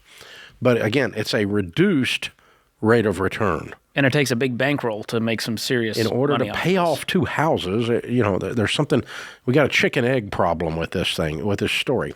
So this is somebody that read something on TikTok and then lied to you. All right, Julie is in Omaha, Nebraska. Hi, Julie. How are you? I'm good. How are you, Dave? Better than I deserve. What's up? So I have an interesting question. I am interested in buying a new camper. We currently own one worth about maybe $11,000 or $12,000. But my husband works on the road out of state for a wind and solar farm company, and I'm a stay-at-home mom with our first son. He's 1 year old. You live in the camper? He lives in a camper. Oh, he lives in the camper. I live in our home that we own in Nebraska. And how long is he gone? Every day, every week? All the time. I would say 90% of the year. What does he make? He makes about, last year it was, I think, $80,000, but we had just had our son last year, and he took off a great deal of time. So And what is your he doesn't get long-term any plan? PTO or What's your anything. long-term plan with his career? Because that doesn't sound sustainable. Right. His father and family work for the company also, and they have made a living off of that. His mother owns, or his mother's side of the family owns, a business here in town, and that's another option, that he could work there. But it What would is be a his plan to do significant 10 less years amount of from money. today? Just, I guess, it's to make money for our family, aspire to be millionaires. So wherever this decision He's gone 90% of the time, and you have a brand new baby, and he makes Right. $80,000 a year, and he lives in a camper. So how does a new camper Yeah. fix this? Sorry, say that again? How does the new camper fix this? Are you just going to live on the road with him? Live together, yes. Oh. And you can't do that in the current camper. No, it's $11,000. She has a Currently, 1-year-old. no, it's a small camper that has like a bunk bed in the back that is much too small for any clothes or anything for his needs. Okay. Okay, so if you buy a $30,000 camper, now he has a $50,000 job. Correct. Yeah, that would be true. I do make a small income. It's about $2,200 or $300 a month from the VA. I was in for about 6 years and was medically retired. And Thank you for we your also service. make. Okay. I appreciate that. We also make an income from our previous home that we own. It's the mortgage is about minimum $500. We pay $800, and we rent it out for $1,350 a month. Where is that home? Also here in town with us. Okay. Ooh, if I would simplify your life, truthfully, I don't know if it's worth keeping this rental with the mortgage on it, and you have a mortgage on your primary home that you're living in? Correct. What's left Yes, on the it's mortgage? About, 2000. Oh, we just bought it December of the year prior. So are you going to keep this while you live on the road? That would be the question also. Yeah, I don't know if this is a long-term job, if we're going to stay for just how a old are couple you more guys? years so that we can pay it off. We're 26. Okay. I'll give you a prediction. 5 years from today, you're not going to be doing this. Okay. Because what you're doing, the gypsy life, is very strenuous. And little babies on the road are, it just doesn't work for most people. Some people do it, but very, very few. There's a reason people have a home and settle in for the mental health of the relationship and the quality of life for the kids and all that. For a short period of time, it's an adventure. But after that, it becomes drudgery. So I think this camper question really comes down to a career question of what's he going to do in the next stage of his life, and when's that stage going to begin? Ready, set, go. If it's going to begin sooner rather than later, then no, we don't need to move up in camper. If you move up in camper, you have to pay cash, and it's going to become worth nothing by the time you finish this adventure.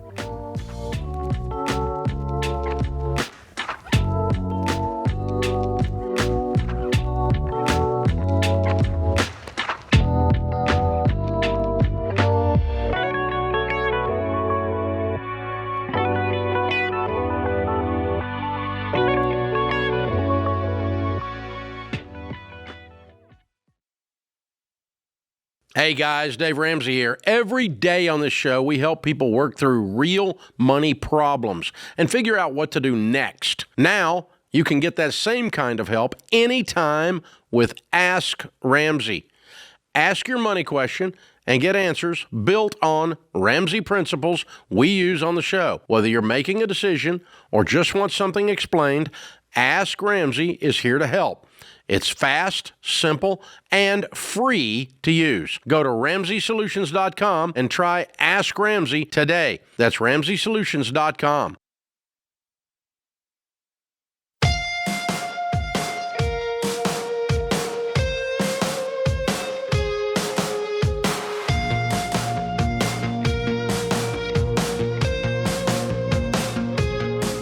Well, we wish we could get to every call and question here on the show. Some of them we're glad we don't get to. So if you have a money question and you want an answer for your situation, head on over to the website and use Ask Ramsey. Ask Ramsey is our free AI tool that's built and trained on the proven Ramsey principles. To say the least, we have a bazillion hours of this show that we downloaded into AI, and so it knows how to answer the question exactly the way we would have answered it. You get the same answer we'd give you right here on the show. So ask your question today at RamseySolutions.com for free, or just click the link in the description if you're listening on a podcast or YouTube. It's here, it's big, and it's popular. Ask Ramsey. Charles is in Fort Myers, Florida. Hey, Charles, how are you? Dave, how you doing? Better than I deserve. What's up? Wonderful. Let me tell you about my situation here. So I am 34 years old. I just sold my first home to move back in with my parents. I have about 70 grand sitting in an S&P mutual fund, and my 401k is in a good step, and the only debt I have is a car note. What's my next step? Okay. Why'd you move back in?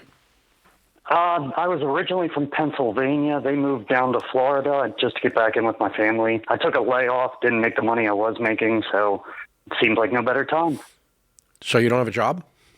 No, I currently have a job, and I start a new job next in like 2 weeks. Oh, good. Okay. All right. And so you're debt-free. You have money in an S&P, right? I have money in an S&P. The only debt I have is a car note. Okay. How much do you owe on the car? $18,500. Okay. Well, what we teach is to be debt-free and have an emergency fund of 3 to 6 months of expenses, and then start talking about buying a house. Okay. So I guess how long should I hang out until I just get real aggressive on the car note? I mean, you don't need to be aggressive. I would sell enough from the S&P 500 brokerage account, pay off the car today, cash out more to cover your emergency fund, and then whatever's left becomes your down payment on your house. Okay. And start stacking on top What of are you going to be making at the new gig?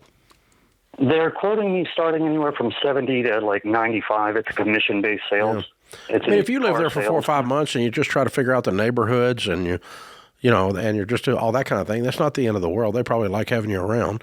But I just don't think it's probably a good thing for your personal life and your personal future to be living in mommy's basement at 34 for very long.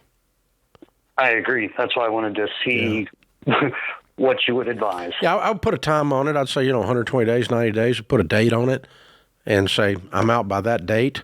I'm paying off the car today. I'm going to move, like George said, enough over to a money market account that is 3 to 6 months of expenses of what it takes to operate if you had rent.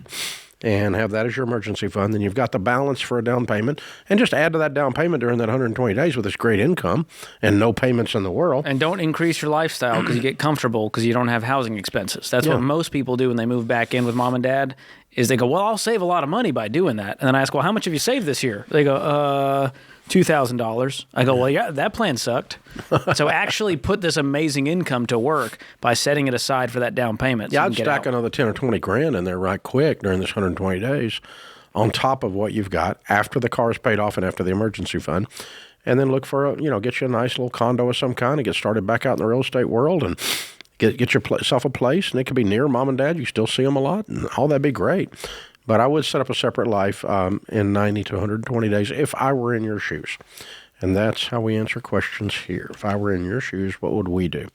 Ryan is in Virginia Beach. Hey, Ryan. Hey, guys. How you doing? Thanks for taking my call. Sure. What's up? Hey, so my wife and I are moving down to Florida in August, and I just finished baby step 1. I got a side job made next to, started listening to your show about a few months ago. Got a side job, made about $1,000 just doing my side gig, made some money. Now I'm wondering if I should start tackling my debt or if I should save up a little bit of money for our move. Why are you guys moving? Job opportunity for her, and for me, there's actually a lot of opportunity for myself down there as well. And what's the move going to cost? And we're going to be paying probably a little bit. I haven't calculated the cost of the move yet, but we are going to be paying less in rent, and both of us are going to be making more money. Okay. Well, right now you don't have the money for the move, so we definitely need to save up for that. Sure. Yeah. Before we start tackling more than minimum payments on the debt. I mean, if you pay off debt and you don't have money for the move and it goes in debt, you just swapped ends, right? Sure. Yeah. So when is the move? August. Okay. And do you know ballpark what it's going to cost? That's probably going to cost $3,000 to $6,000. Okay. So now we have a goal. $6,000 by August. Correct. And how much debt do you have? $18,000. Okay. On what? Credit cards. Okay. Truck is paid off. And what do you do for a living? I'm a golf professional. Okay. And so not in terms of playing, more of coaching. Gotcha. And PGA use and a little bit of that going on in Florida. A little bit more than Virginia Beach. Yeah. Probably land a gig in 30 minutes down there. Yeah. Yeah. Assuming you're any good. And okay. And what does she do?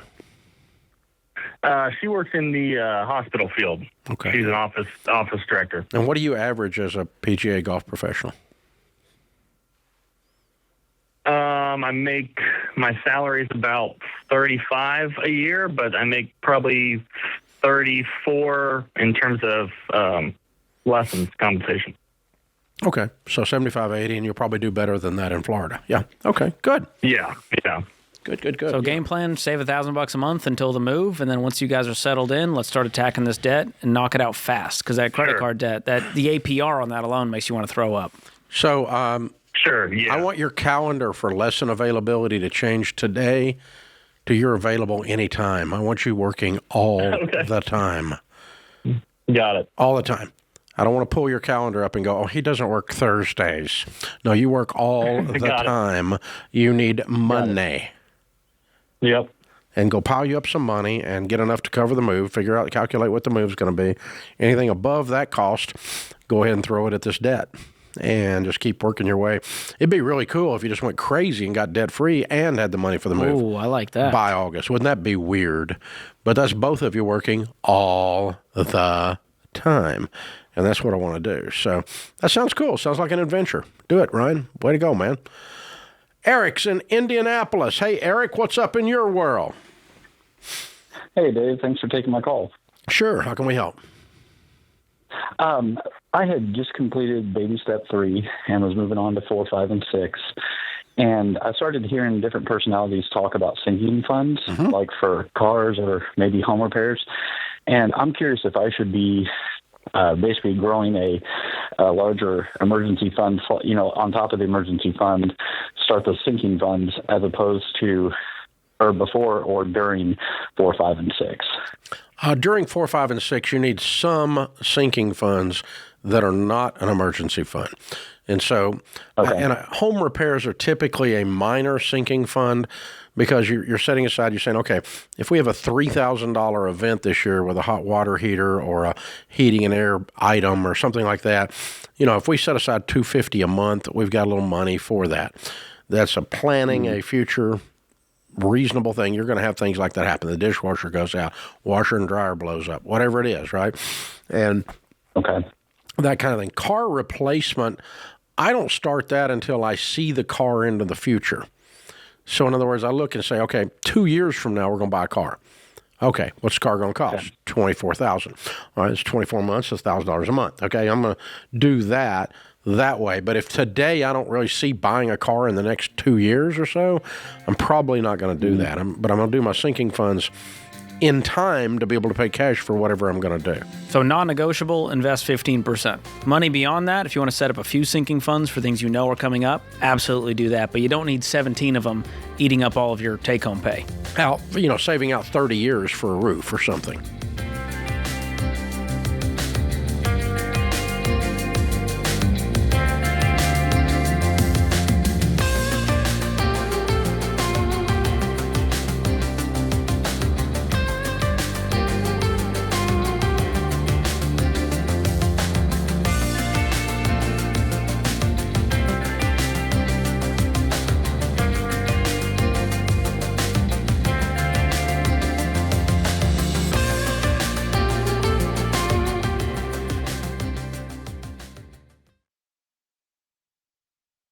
You spend hours researching before making a major purchase like a home or car, but it's also a good idea to put in the work searching for the right insurance coverage. To protect your biggest assets, I recommend using Ramsey Trusted Pros. Whether you're looking for car, home, or any other type of insurance, Ramsey Trusted providers have been coached and vetted to serve you like we would. Find what you need at RamseySolutions.com/insurance.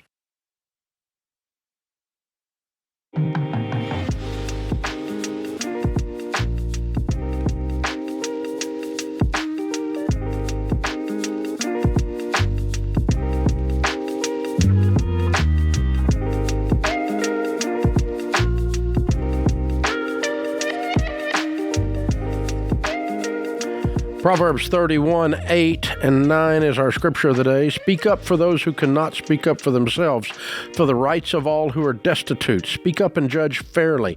Defend the rights of the poor and needy. Benjamin Franklin said, it takes many good deeds to build a good reputation and only one bad one to lose it. David is in San Antonio. Hi, David. How are you? I'm good. My wife and I are having a discussion. I want to retire in May of this year at 58. She wants me to work for 4 more years for 0.1% on my multiplier for my retirement. I'm sorry. This is a pension? Well, it's a federal pension, and I've maxed out. I'm basically as high as I can go. Okay, so what is the pension if you retire now, and what is it if you work 4 more years in money? $9,100 before any COLA.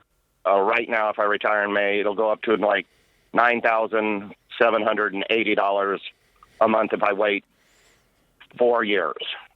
Okay, so you get $800 more a month if you work 4 more years. Yes. For life.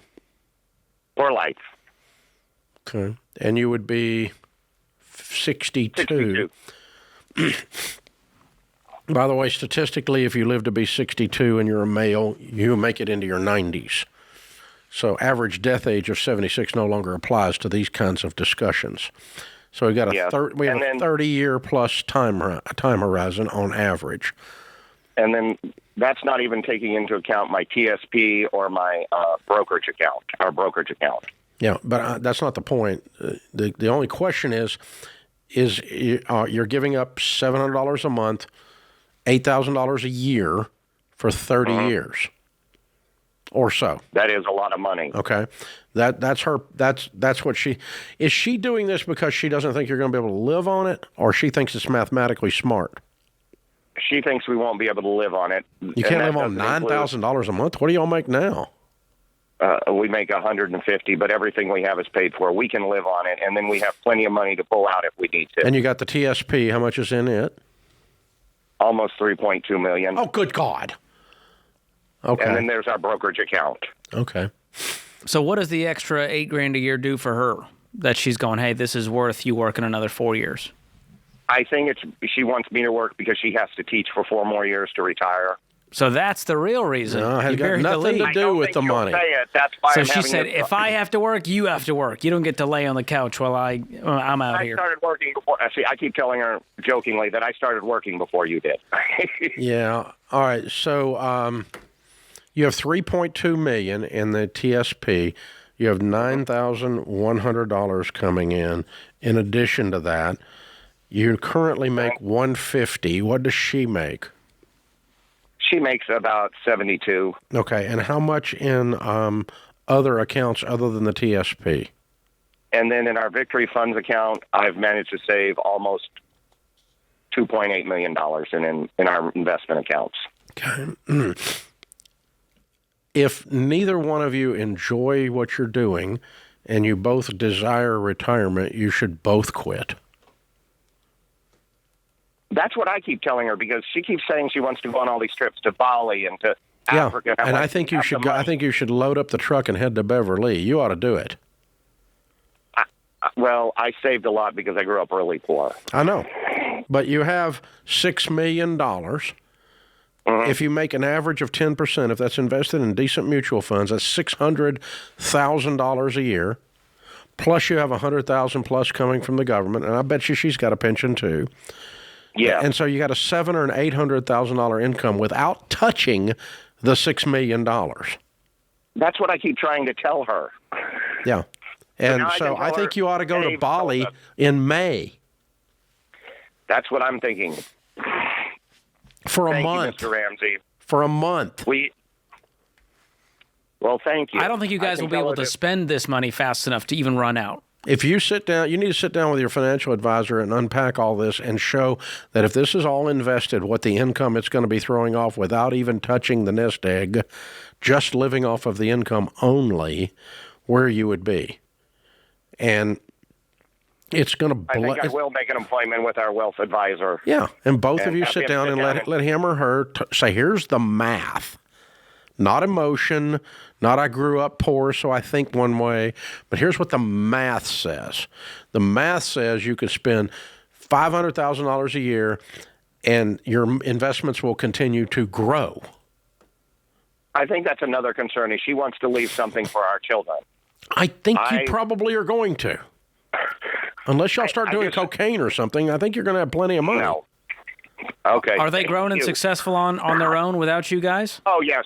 We've gotten them out of college. They all have careers on their own. Our daughter is a nurse anesthetist, and our son They're is an fine. engineer. She's making $400. Oh, my gosh. You guys are killing it. I'm so proud of y'all. Like $210, but she's doing good. Yeah, way to go, David. This is awesome. I think both of you need to loosen up and go enjoy some of this money. Yeah, it's time. You lived like no one else. Now it's time to live and give like no one else. There's no reason for you all to work unless you are enjoying it and it's what you want to do with your life. That's why I work. But I haven't worked in years because I needed money. Years, decades. So I work because I like doing this. And then sometimes I like being gone, and I'm gone. And so... You're good at that, too. I'm good at that, too. You're good at I've got everything. them both down. Got it dialed in, baby. I love it. That's a good lesson. Man, way to go, David. Tyler's in Columbus, Ohio. Hi, Tyler. What's up? Hey, Dave. I'm calling because I'm just trying to make the right decision here. I got 3 properties. One's my primary residence. That's about $350. I got another one that's a rental producing about $500 a month in cash flow. And then I have another one that's an Airbnb. That one's breaking even. And I'm trying to decide, trying to work towards baby step number 2. And we're doing that with my wife's student loans. And I'm just trying to figure out if I should sell these houses, make somewhere in the realm of like $100+ grand. The 2 houses that you don't live in? Everything. Yes. And how much do you have in debt that's not mortgage debt? I have about 70 grand in my wife's student loans, and 20 grand on a truck. Okay. So you would sell 2 rentals, an Airbnb that's breaking even, another one's making $500, and be 100% debt free, and have your household income, and be working your system to build it to pay cash for your next rental properties somewhere out in the future. Would that be a plan? That might be a good plan. It seems a scary venture to sell an asset or something. Well, let me just tell you, owning an Airbnb that breaks even is hard as big a pain in the butt as those things are to manage. Breaking even on that does not sound appealing. Not even remotely. That's a lot of headache and stress on top of $100 grand in debt. So I would definitely sell these, clear the debt, get an emergency fund, and then just move slower next time. Yeah, and just pay cash as you go, and let's get your house paid off. And I'm gonna guess and say you're in your 20s. I'm 31. Done a lot, or been in the military for the past 10 years. Finally got out, moved on to a bigger, better career, and it was a great investment at the time. Got it under COVID time, and or right before COVID, and they've only appreciated. So you can make some money on it and clear up everything, and now you got no payment in the world, and just stack cash and start talking about how we can get the mortgage paid off and pay cash for some rentals in the future. That's what I did, Tyler, and I pay cash for everything, and it has been a wonderful life building a portfolio of paid-for real estate, and I can't recommend it enough. And it sounds like you're good at it and you like it, except for that Airbnb part. Now you don't have to clean up after the next bachelor party. That sounds nice, too. Oh, that just grossed me out. Sorry, Dave. I'm just saying, that's who's booking these Airbnbs. I don't even want to know about it. I know nothing. Wow. That puts this hour of the Ramsey Show in the books. We'll be back with you before you know it. In the meantime, remember, there's ultimately only one way to financial peace, and that's to walk daily with the Prince of Peace, Christ Jesus.